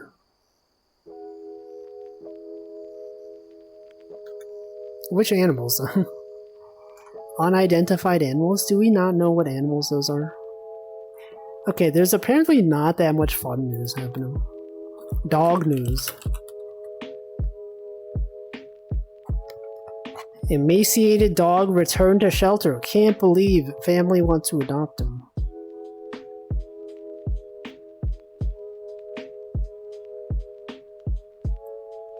Buffalo, New York family reunites with missing dog after 4 months. Dogs. What about cat news? Any news about cats? The Staffordshire panther. Is the British countryside really teeming with big cats? Missing Bengal cat found at Denver airport. 6 signs that your cat actually does love you. Cat's out of the bag. Kitten turns up in a stolen car in Connecticut. Did the kitten steal the car? What the? Thousands of cats die from COVID strain in Cyprus? Cats are affected by COVID? That's kind of messed up. Thousands? Where is Cyprus? You guys know where Cyprus is? This was on BBC News 6 days ago. Thousands of cats. Cat news from Newsweek.com. Oh, look at that cat. Okay, here's some fun cat news, guys. Cat dressing up as bat for Halloween delights internet. Yeah. That is a cat. But also a bat.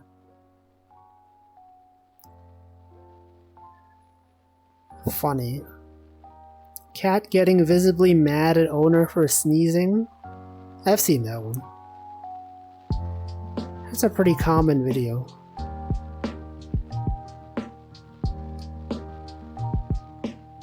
These are dogs.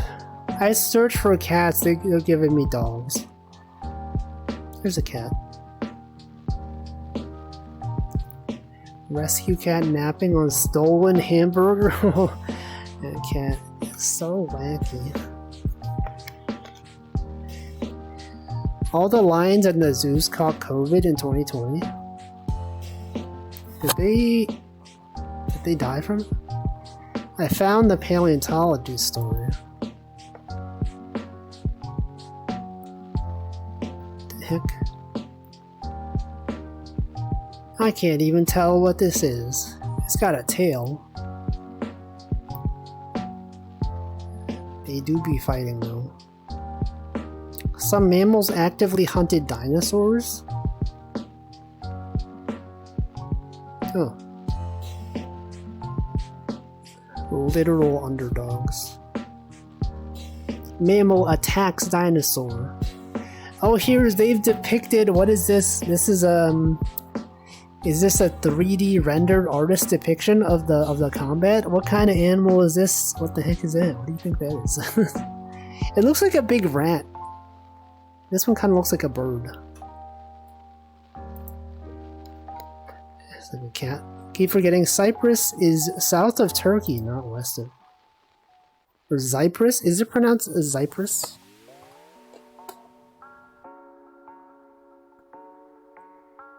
You can see the mammal's claw in the dinosaur's jaw. Oh yeah. Ew. Well, it suggests the dinosaur was dead at time of burial, or it would have easily sliced off the hand.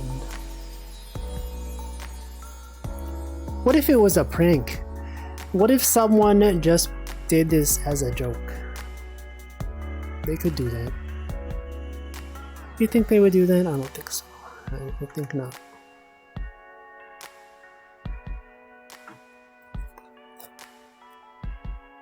Internet is obsessed with this keyboard playing cat. Musician. No, there's been a keyboard cat. You guys remember a keyboard cat?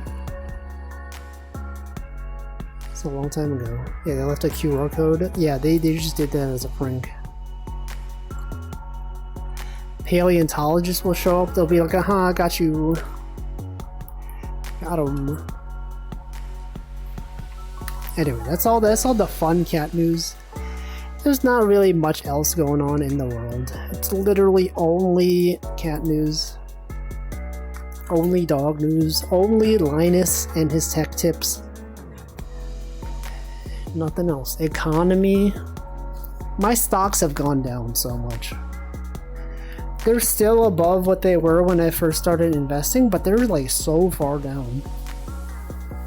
What's happening? What's going on with the economy nowadays? You guys been checking the stocks? You know, it's actually a good thing though for me, because when you join a company and that company gives RSUs, which is basically like a stock grant, apparently the value of those is based on the average value of the stock in like the 30 days before you join the company, like before the day they were granted. So like the fact that stocks for a lot of places have been going down means that since I'm joining the company and the stock price is low, I get more shares. So that's good. That's good for me. It should go even lower. Exactly, right? Value go down. That's why it's good for me, because then I'll join and then we'll be like, oh man, the stocks are at an all-time low. And then once I get the stocks granted, it'll be like, there's nowhere to go but up. Also, welcome Brad Bodnick. Line go down to 0. Is that why economy class tickets are cheaper? Well, what could they be cheaper than? Or do you just mean like in general? Because they are definitely cheaper than first class. Buy stocks when they're on sale. It's actually good for me. Because, you know, now that stocks are down, and then if I actually get paid money because I will have a job, then I could put those monies into stocks that are not doing well. You know, when the value is low. And then, once the economy goes back up, then I'll have all the money. That's good. That's, you know, you gotta take things with a grain of salt. Things are bad, but they could be good. Theoretically, the best thing is if the market is bad. The what? The bed? You mean the bed? For 30 years and then recovers, you're about to retire. Exactly. So true. Because, like, I guess, like, it doesn't matter too much. Like, because my investment is going to be long-term. Like, I'm not investing for, like, the short-term. This is, like, me just putting money in there until I'm, like, 60 or whatever. Until I retire. And so it going down is fine. It's actually good. Because it doesn't matter. And there's like enough of a buffer that I don't feel bad if it goes down.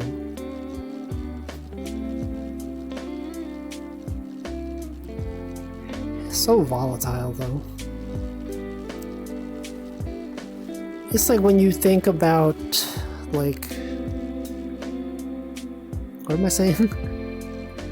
When a company grants you stock, they're always like, yeah, we're gonna give you like this much of stock. But then it's like, it's so variable. Retire, yeah, those wheels won't roll with it. But what about the re part? Like to put the tire back on? Like retire, yeah, I've been tired once. I'll be tired again. Why is it called retire anyway? Because like when you think about like the etymology of the word, like the re, but like is tire, I'm gonna look it up. Etymology of retire.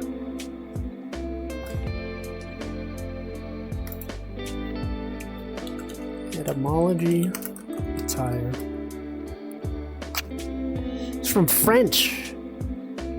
French. Re and tire. Draw. Tire means draw. Retire, withdraw to a place of safety or seclusion.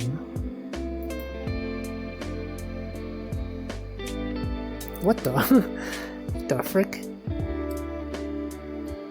It's French. Company gives you stock, usually like 2 cartons of chicken per paycheck. Sometimes they go fancy and give beef stock. Chicken stock, beef stock? About, That's a good emote. Choco J noted, that's a good one. Here's all my noted emotes.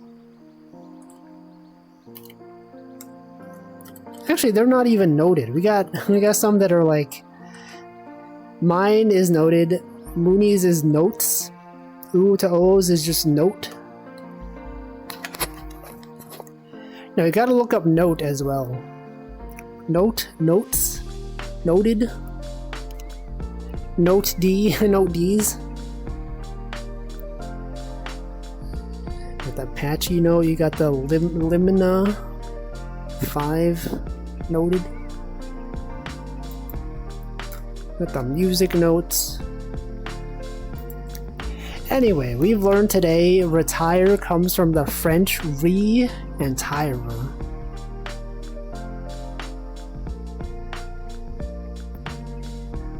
It's kind of messed up. It's from France. The act of retreating. Are French known for surrender? I guess it makes sense. Retire, yeah, they do tend to do that. Over there. Am I right, guys? Haha, so true. So true. Ow.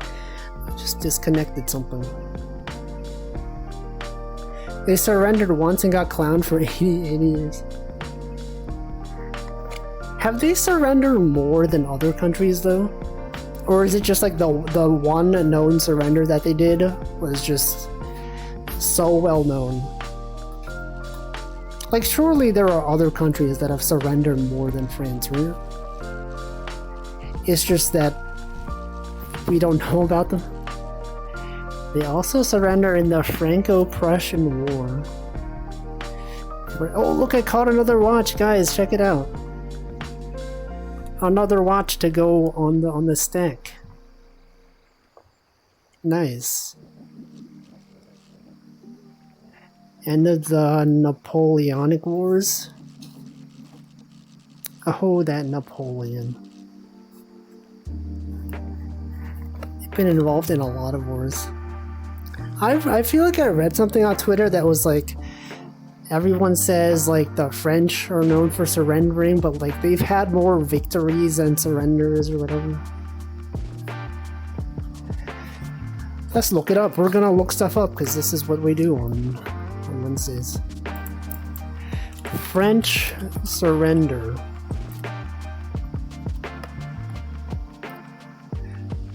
Why did the French surrender? This question isn't even about a specific war.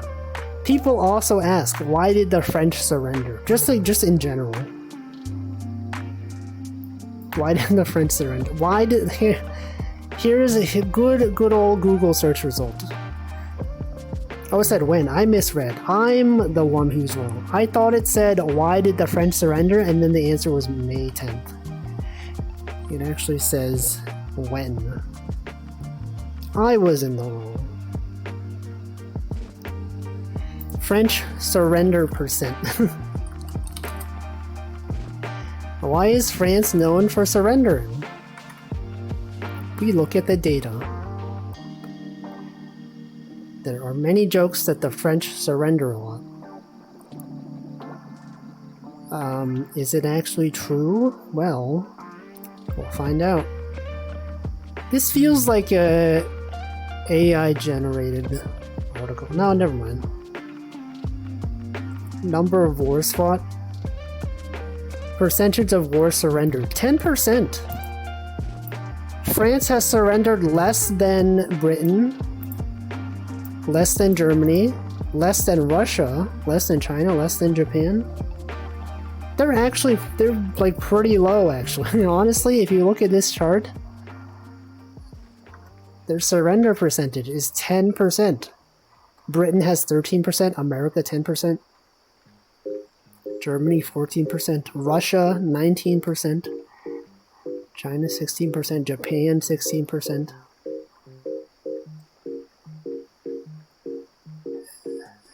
Then why are they known for this? France is actually among the most successful military nations. Only America has an equal percentage of victories.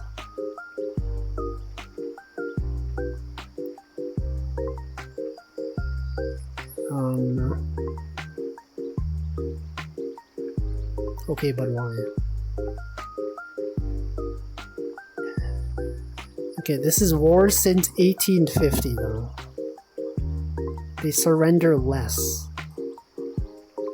What is their reputation?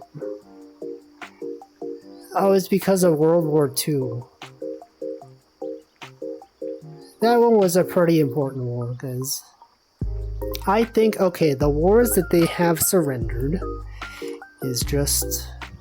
are more well known. Welcome, Mint. We're talking about French people and how they've surrendered wars, but their war percentage surrender is actually pretty low. It's just they've surrendered some high profile wars. And everyone is just like, whoa, French.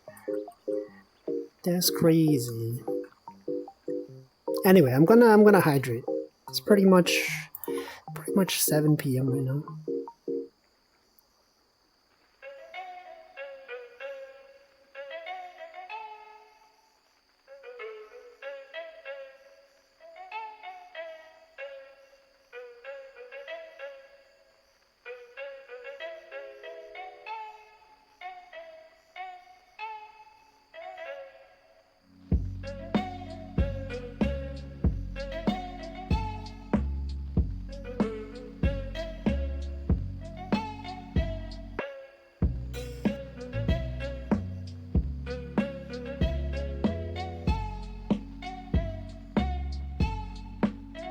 Alright.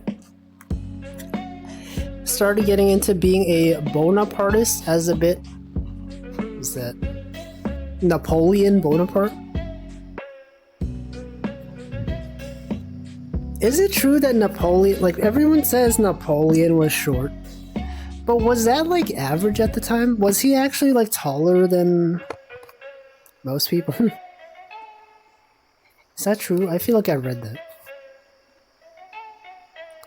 He was resoundingly average, right? So why does everyone just meme on the fact that he was short? They used a different measuring system. Oh yeah, you guys ever learn about French numbers? It's a freaked up counting system. Not just descendants, but active claimants to a now gone French imperial throne. What the? What the? What's happening in France?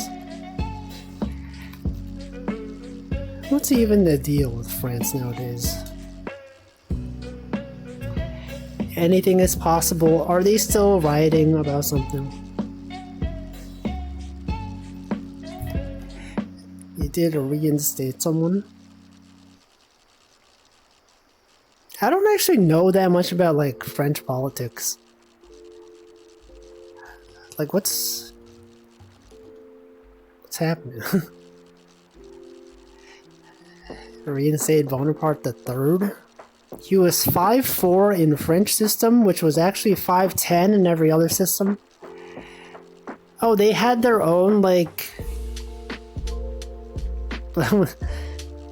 Did they not use... What did they use before the metric system? When was the metric system invented?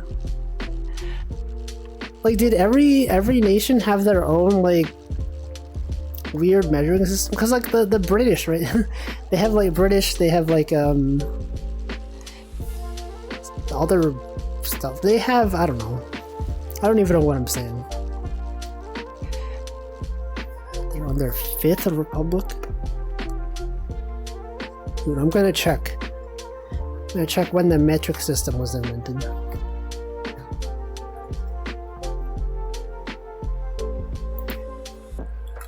It's like, imagine like a world before we had standardized measurement. You would just like go to another country and you'd be like, oh yeah, we're this tall, and then they're just like, I don't know what that is. It was the metric system invented.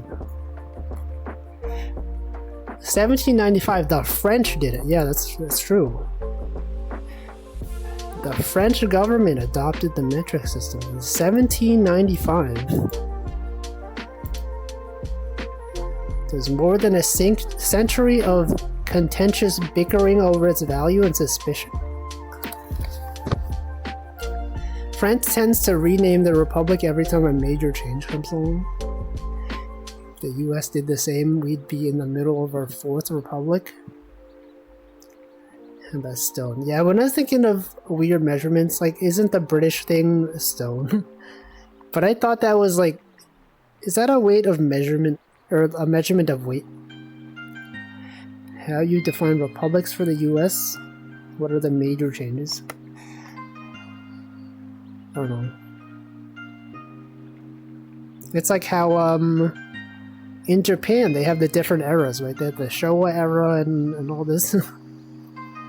And it is valid. Some people were like, oh yeah, the American Civil War is fought during the Showa era or whatever. So that's technically not false. Maybe it wasn't the Showa era, but like some era. You could frame everything in terms of like another country's eras. Showa and Heisei was more like the 90s or the 80s. I actually don't know. I don't actually know. Manifesting the destiny. Man. They're out there festing. Imagine referring to years by the president, but there were, yeah, it could be like the no, people do that, right? Then don't people say like, oh yeah, during the Nixon era, during the Bush era? No, but like by reference of year. Yeah, it'd be like, yeah, during Obama 3, they did this. That's what they did in Rome. Oh, did they? Was it like the name of the leader and then plus a year? Caesar 7. Yeah, those are different eras. Post 9/11.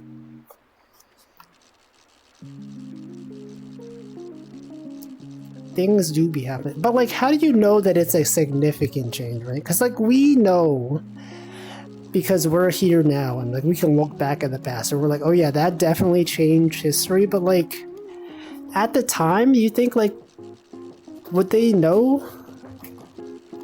I don't know. Like some of these are kind of like, you know, like post 9/11, like that was definitely a major event, but like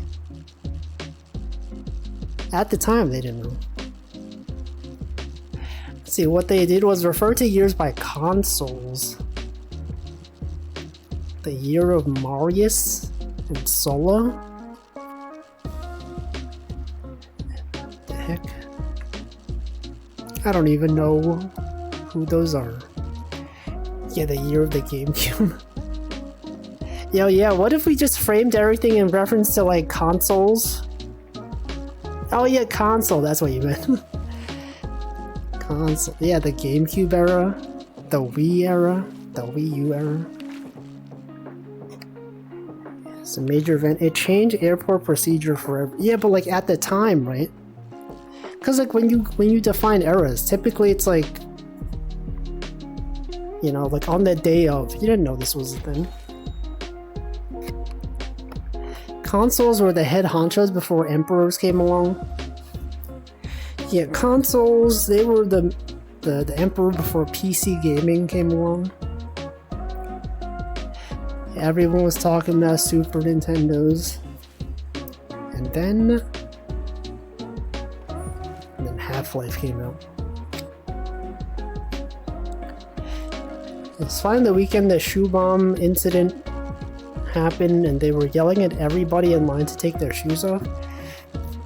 You ever like go to like another country and like you go through their screening process and they don't require you to take off shoes, but like I was so used to it that I just did it anyway. Like I think if you go to Japan, you're not required to take off your shoes during screening. But like I do it because like I did it in the US and I'm pretty sure every time I did it they just looked at me weird. So like, why is he taking off his shoes? I don't know, I'm sure they're used to it. I'm sure plenty of Americans do it. This checks out the errors.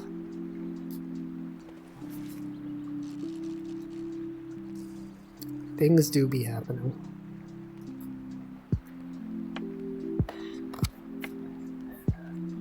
What are some notable eras in gaming? Besides just consoles, you could be like, oh yeah, this was the era of we're in the era of Mario. With the brown and blue mirror. Oh yeah. They do be adding those. The Xbox, the Call of Duty, the Halo. Actually there's like back when Sonic was still popular.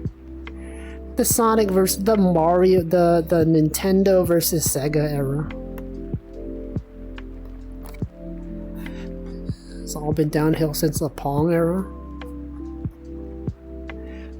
It's iconic. It's one of the most iconic eras. I'm still so happy that Twitch fixed its reply system. The fact that you're replying to this message and it is actually the thing that you're replying to. It's so great. Glad they finally fixed this after like 12 years. Good for them. Flash game era, that is also true. The era of the Maple Story era. The Gunbound era. You guys remember Gunbound? That's a good game. I'm surprised Gunbound is not around anymore. Like, it just died. Such a good game.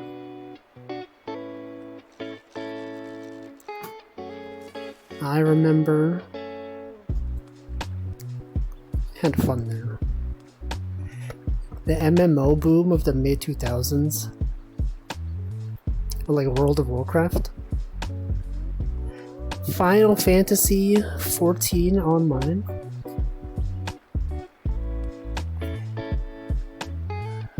The weird Korean MMOs. Yeah, they had such good music too. We've talked about this already. WoW was huge for a little while. Yeah, it was like big enough that like casual people. It was like played by not like normies. I was surprised, like when I was in high school, I found out that one of my classmates played World of Warcraft and like he was like pretty high level and he was like he did raids and stuff. And like he did not seem like the kind of person who would do that. And I was like, what the heck? You do raids? You're like max level? What a gamer. Guild Wars, oh yeah, that was a thing. Those were good games. Had Trickster Online. Fliff. I talked about how I played Fliff for like I played it for one day. I got to like level 6 or something, and then I don't know, for some reason my game bugged out and I couldn't do anything, so I just gave up.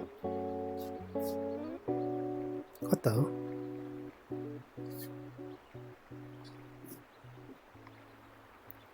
Yeah, Ragnarok was good. I never played Club Penguin. I think I was too old for that. I think by the time that game came out, I mean, I did play Neopets a lot. Oh yeah, Phantasy Star Online. That one was an interesting one, because, like, wasn't that one available, like, on the Dreamcast primarily? And, like, that one, you have to, like, plug in your dial-up into your into your Dreamcast. It's so wacky. Yeah. Imagine plugging in your Dreamcast to the internet. You could even, like, browse the internet on your Dreamcast. It's made for Dreamcast and ported to everything, got a broadband adapter. It was really ahead of its time. The Dreamcast era. Imagine a world where Dreamcast won instead of, like, Nintendo. Where Sonic is, like, the most popular game character instead of Mario. Can't even imagine.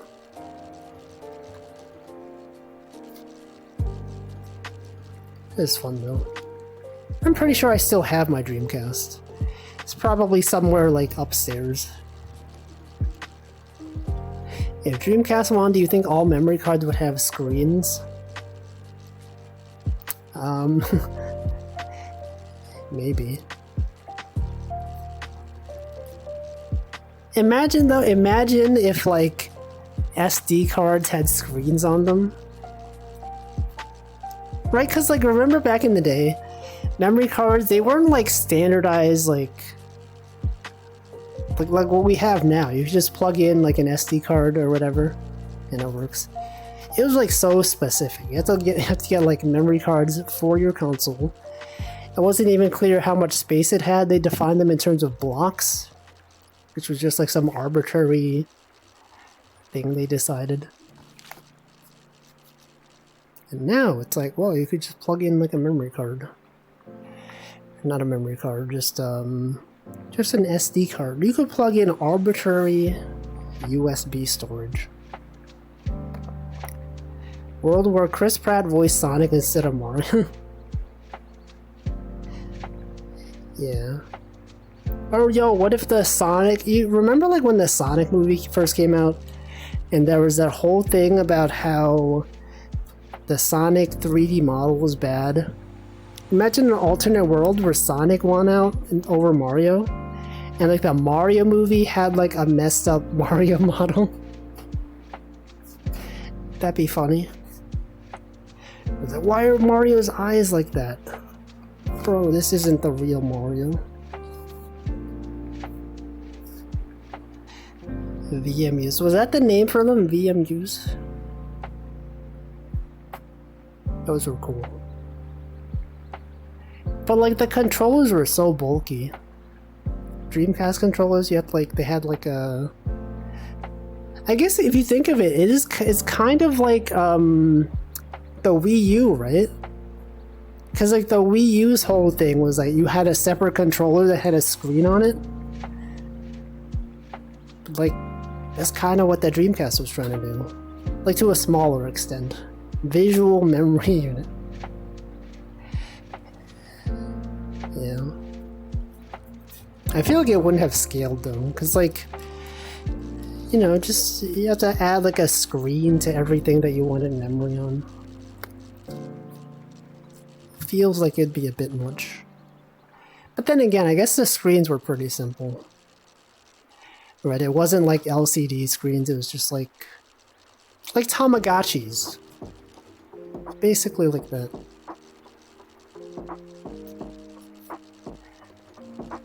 It's good though, good times. GameCube had a bit of that with the games that connected to GPA. Oh yeah, that too.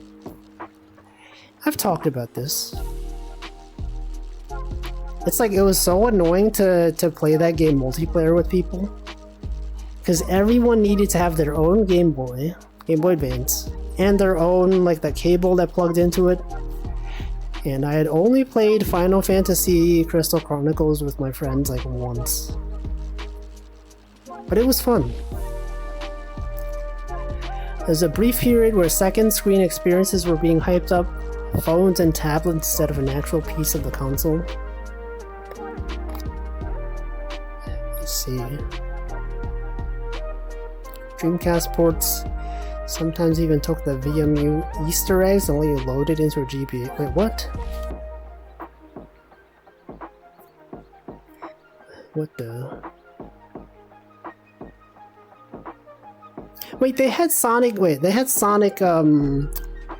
Sonic Adventure 2. That was that ported to the GameCube? Did they have like one of those GBA things as well on there? Was there a Chow Garden on the GBA from GameCube? Cause I remember like in Animal Crossing on GameCube, they had like this little island you could go to, and that island you needed the GBA. Could even load Chow Garden on a GBA without a cartridge. Dang. Truly ahead of its time.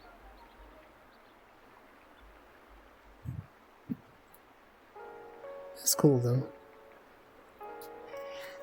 What if they bring that back? What if like everyone has a smartphone now? And I guess they could just, you could load up something on your phone. Think about how like your phones are more powerful than like consoles from 10 years ago. Well, your phone is even now it's more powerful than a Switch, so like, technology. So much stuff you can do. Times sure have changed, isn't that right, guys? Things sure be changing.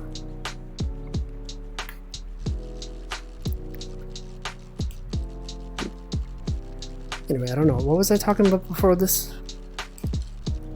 The French? We were talking about the French. How do we get to this? Oh, consoles, right. They're naming eras after consoles. We're like, consoles? Isn't that like GameCube? Good times. Good times. We have fun here. Word association. One of the classic things we do on this stream. So we hear words and we compare them to other words that sound similar. Oh yeah, retire. Right, we talked about retirement, we talked about the French, we talked about surrender, naming eras. Now we're here. That's cool. Surrender. I sure hope he does. I sure hope he does. Anyway, it's like kind of hot right now. It's like a bit humid. Typically, it is August.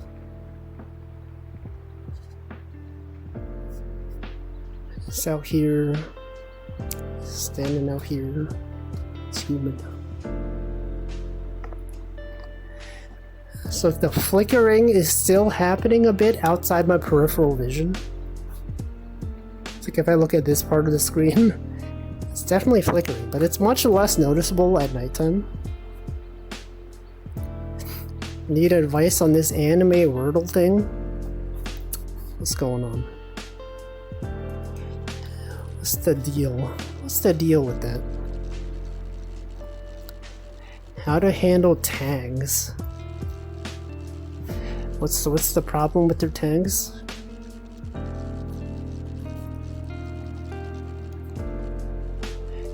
What's the deal? I feel like I did actually have an idea to make the anime Wordle as well a long time ago.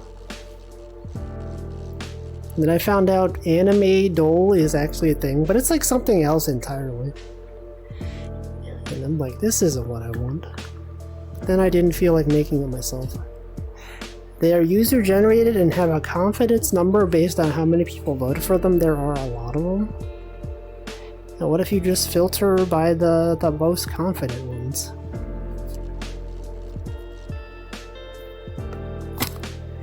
Yeah, I feel like a lot of websites, they just add like the dull at the end of their name, even though they're not really that similar. Right? Because like the whole reason why Wordle was a thing was like your previous guesses will help you on your next guesses. But a lot of them, they're just like, just guess this song, just guess this anime, and like your guesses don't bring you any closer to the answer. Difficult part is where to make the cutoff. Oh. Just choose, you know? Just take the top 10, top 5. Default GameDull is the picture guesser. GameDull guess is actually like word. Oh yeah, that's true. Yeah, when I think of that, I think of the ones that have like multiple things that actually help you. Right? It's like with like GameDull guess. It's like if you don't know the game, your guess doesn't help you. It's just the fact that when you get it wrong, they show you more of like what it's supposed to be. Isn't this basically machine learning features? If you guys think about it. We're fishing.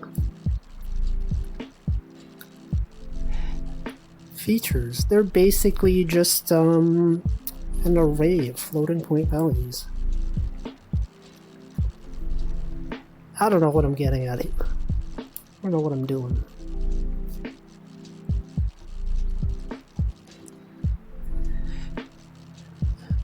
It's up to you to make that decision. I don't know what's good. I don't know what's bad. You could just choose arbitrarily. Current thought is to take anything greater than 60%, represent the number of matches as an M out of N thing.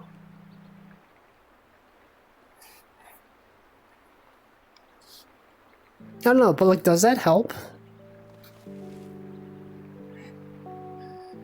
It shows the tags on click. I don't know. There's like a lot of them. I mean, like, I guess GameDull has the same thing, right? GameDull guess the game. Because, like, some games have, like, a ton of different tags. It could be, like, a shooter. I guess it's not as much, because, like, these... Never mind. Yeah, these are, like, user-generated. So they're much less reliable. It has genre and themes.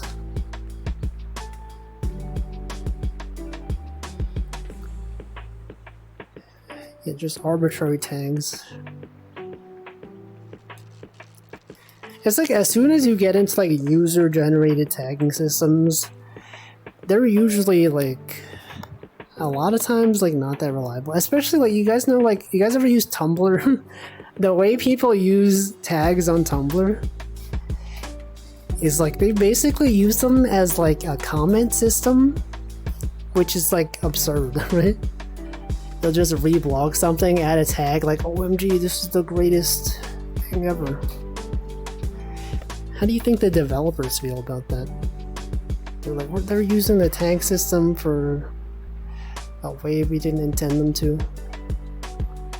Yes, tag overlap, there's like 290-ish tags total.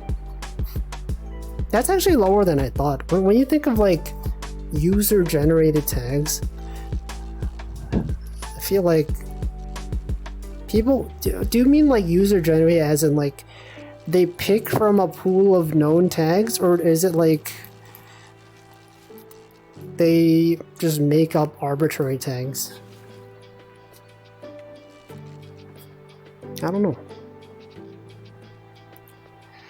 40, that's like a pretty large percentage.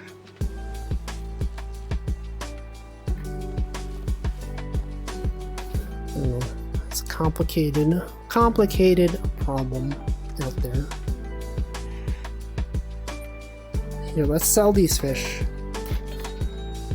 66, 61. It's good times. We're having good times out here on the lake. It's wacky that this ice never melts. This ice has been here since the first stream. It's not user generated, it's user supplied. What does that mean in this case? Like, there's a set of known tags and users just, they choose the ones that apply to it? Yeah, okay. I was considering asking, like, is it this or that? And then I realized that would have been a yes-no answer. With stream delay, you would have said yes, and then I would have been like, I don't know which one you're saying yes to. I'm learning, you know, as a streamer, I learn when not to continue asking questions.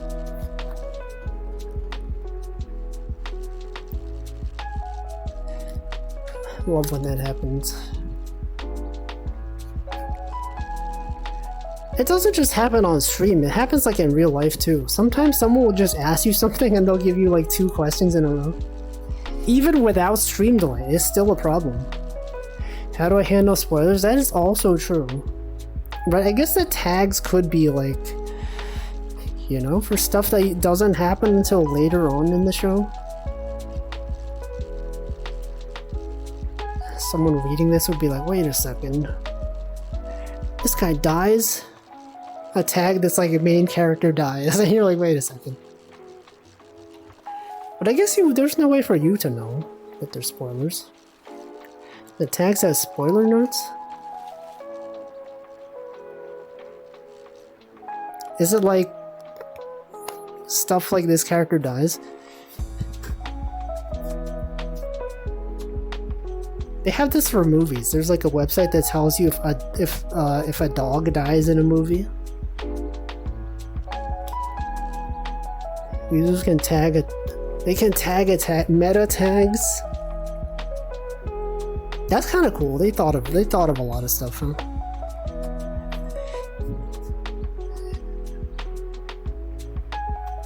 It's good to know that they've considered the possibility of spoilers.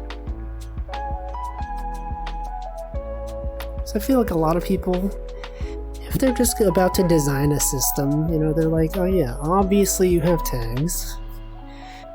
You don't consider that the tags could be spoilery. Realized yesterday I can just do multiple requests in one GraphQL query. You sure can. I like GraphQL as a from the client side. I'm sure like from the server side it's really annoying to implement. But like as a client, you know, you do one request, you get all the data. I think actually like when I released that anime bingo thing, I feel like at some point it got really popular to the point where the AnyLists API, they were like receiving huge bursts of traffic, and they were thinking they were getting DDoSed. And like me, I'm just like, it's probably because people are just using this website. Used it before I knew. I feel like a lot of people did. A lot of people probably used it and they didn't even know it was me. They probably still don't know that it was me.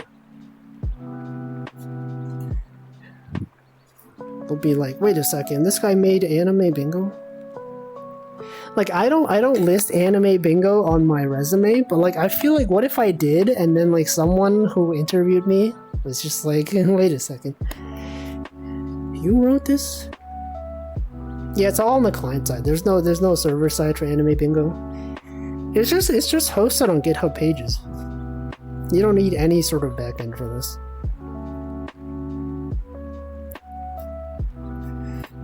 So like all the users that are going on the website, they just make the requests on their own, which explains why it's a distributed denial of service. Because they can't just ban like one IP. Everyone's doing it. Do the daily updates with Python scripts and Git commits.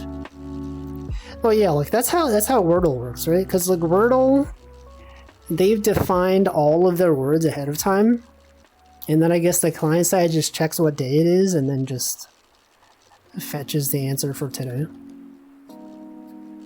It makes sense, right? Why would you calculate these on the fly? Well, you could just pre-calculate them in advance. Me at the corner of a party, I simply would not be at a party. Calculate it once a day. I mean, you could calculate, like, you know, 10 days ahead of time. I guess it would still be once a day, but then you have some buffer. I have an account that posts like Aikatsu screenshots with like Markov generated text, and that's basically how I do it. I pre-generate like 20 images or whatever, and then every day post one of them, regenerate another one, so that if for whatever reason the script fails to work, I still have a bunch of buffer left. I did that with the Akari image bot as well. When the GitHub action fails. No, that one's not using GitHub Actions because I actually needed the videos to be hosted somewhere to pull the screenshots from.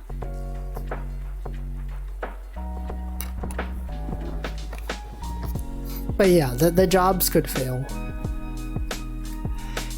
It's good to have some buffer. I feel like I should probably discontinue that bot. It sort of has lost its the thing that made it interesting, because like there's just so many screenshots and like the sentences don't make sense. A smart person would have built all of this in JavaScript. All of what? The Animadle, the front end. Animadle. Wait, you're writing this in Python? Well, I'm assuming like the front end it has to be JavaScript, because like that's pretty much the only option. I mean, there is a WebAssembly, but that has to also use JavaScript. Backend is Python. Oh, the backend is just like the thing for processing. It's like the job, right? That updates every day. WebAssembly. No, you're not gonna do. I don't think Python does. Python can't generate WebAssembly. What else? WebAssembly? You'd be writing it in like Rust or C++. It can. It probably can. You're right. But it would probably not be very performant.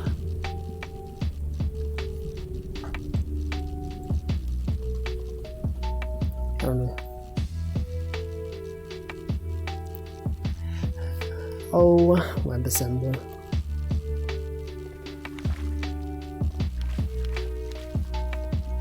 Okay.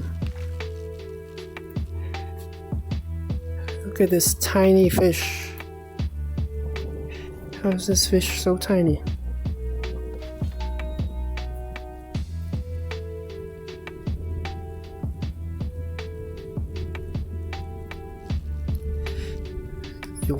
You don't have to write it all in JavaScript, right?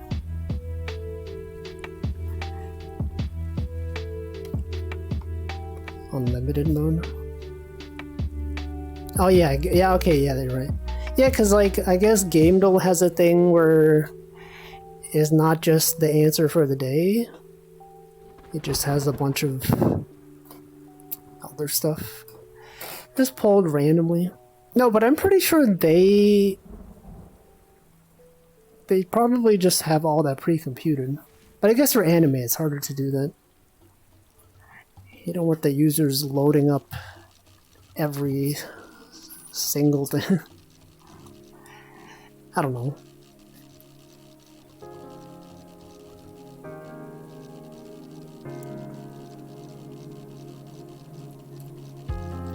I wonder what kind of other stuff people have made with the AniList API. Like, I know Anime Bingo is a thing. Has anyone made anything else like that's actually interesting besides just like an anime viewer? Right, besides a clone of AniList. I don't know.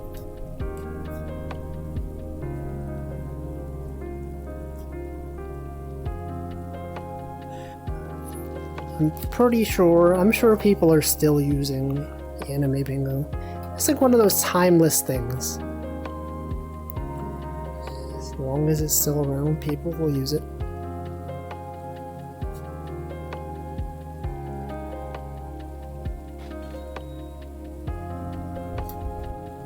Oh, 5:35. Anyway, I guess I'll catch one more fish and then I will end the stream. I'll find out what day today is, send the raid, all that. It's a productive day. I caught a lot of fish today. It's very cool. Alright, this is the last fish. The final fish.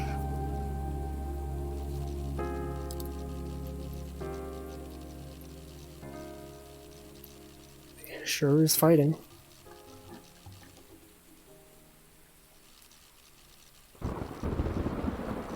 It's so loud. The thunder is so loud. Okay, this is the last fish. So small. This fish is so small.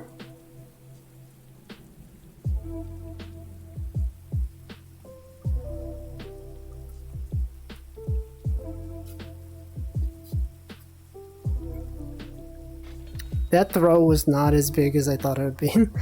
Okay, anyway, I guess that's it. We can see what day today is. Send a raid. Oops.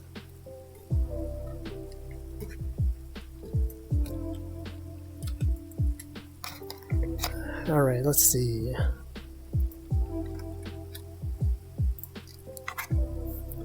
This is a sponsored holiday, excuse me? National Work From Home for Wellness Day. They got a dog here? That's cool. We got, there's some Airborne Day. Independent Worker Day. Roller Coaster Day. That's a good raid message. Rum Day. Tell a Joke Day. St. Roach's Day, that's a dog. And then a bunch of people's birthdays. It's Madonna's birthday. I don't know most of these people. I know who Madonna is though. Okay, let's do National Roller Coaster Day raid.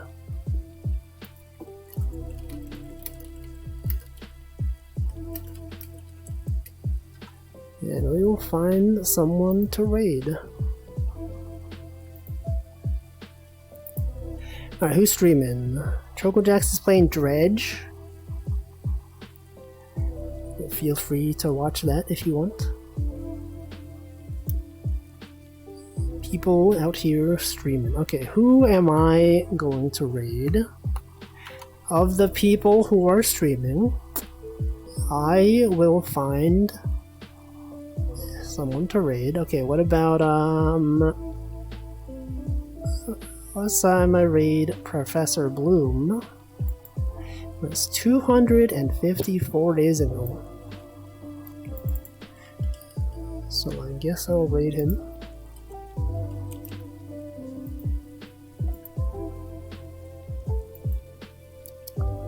Alright, well, I'll be back tomorrow with something.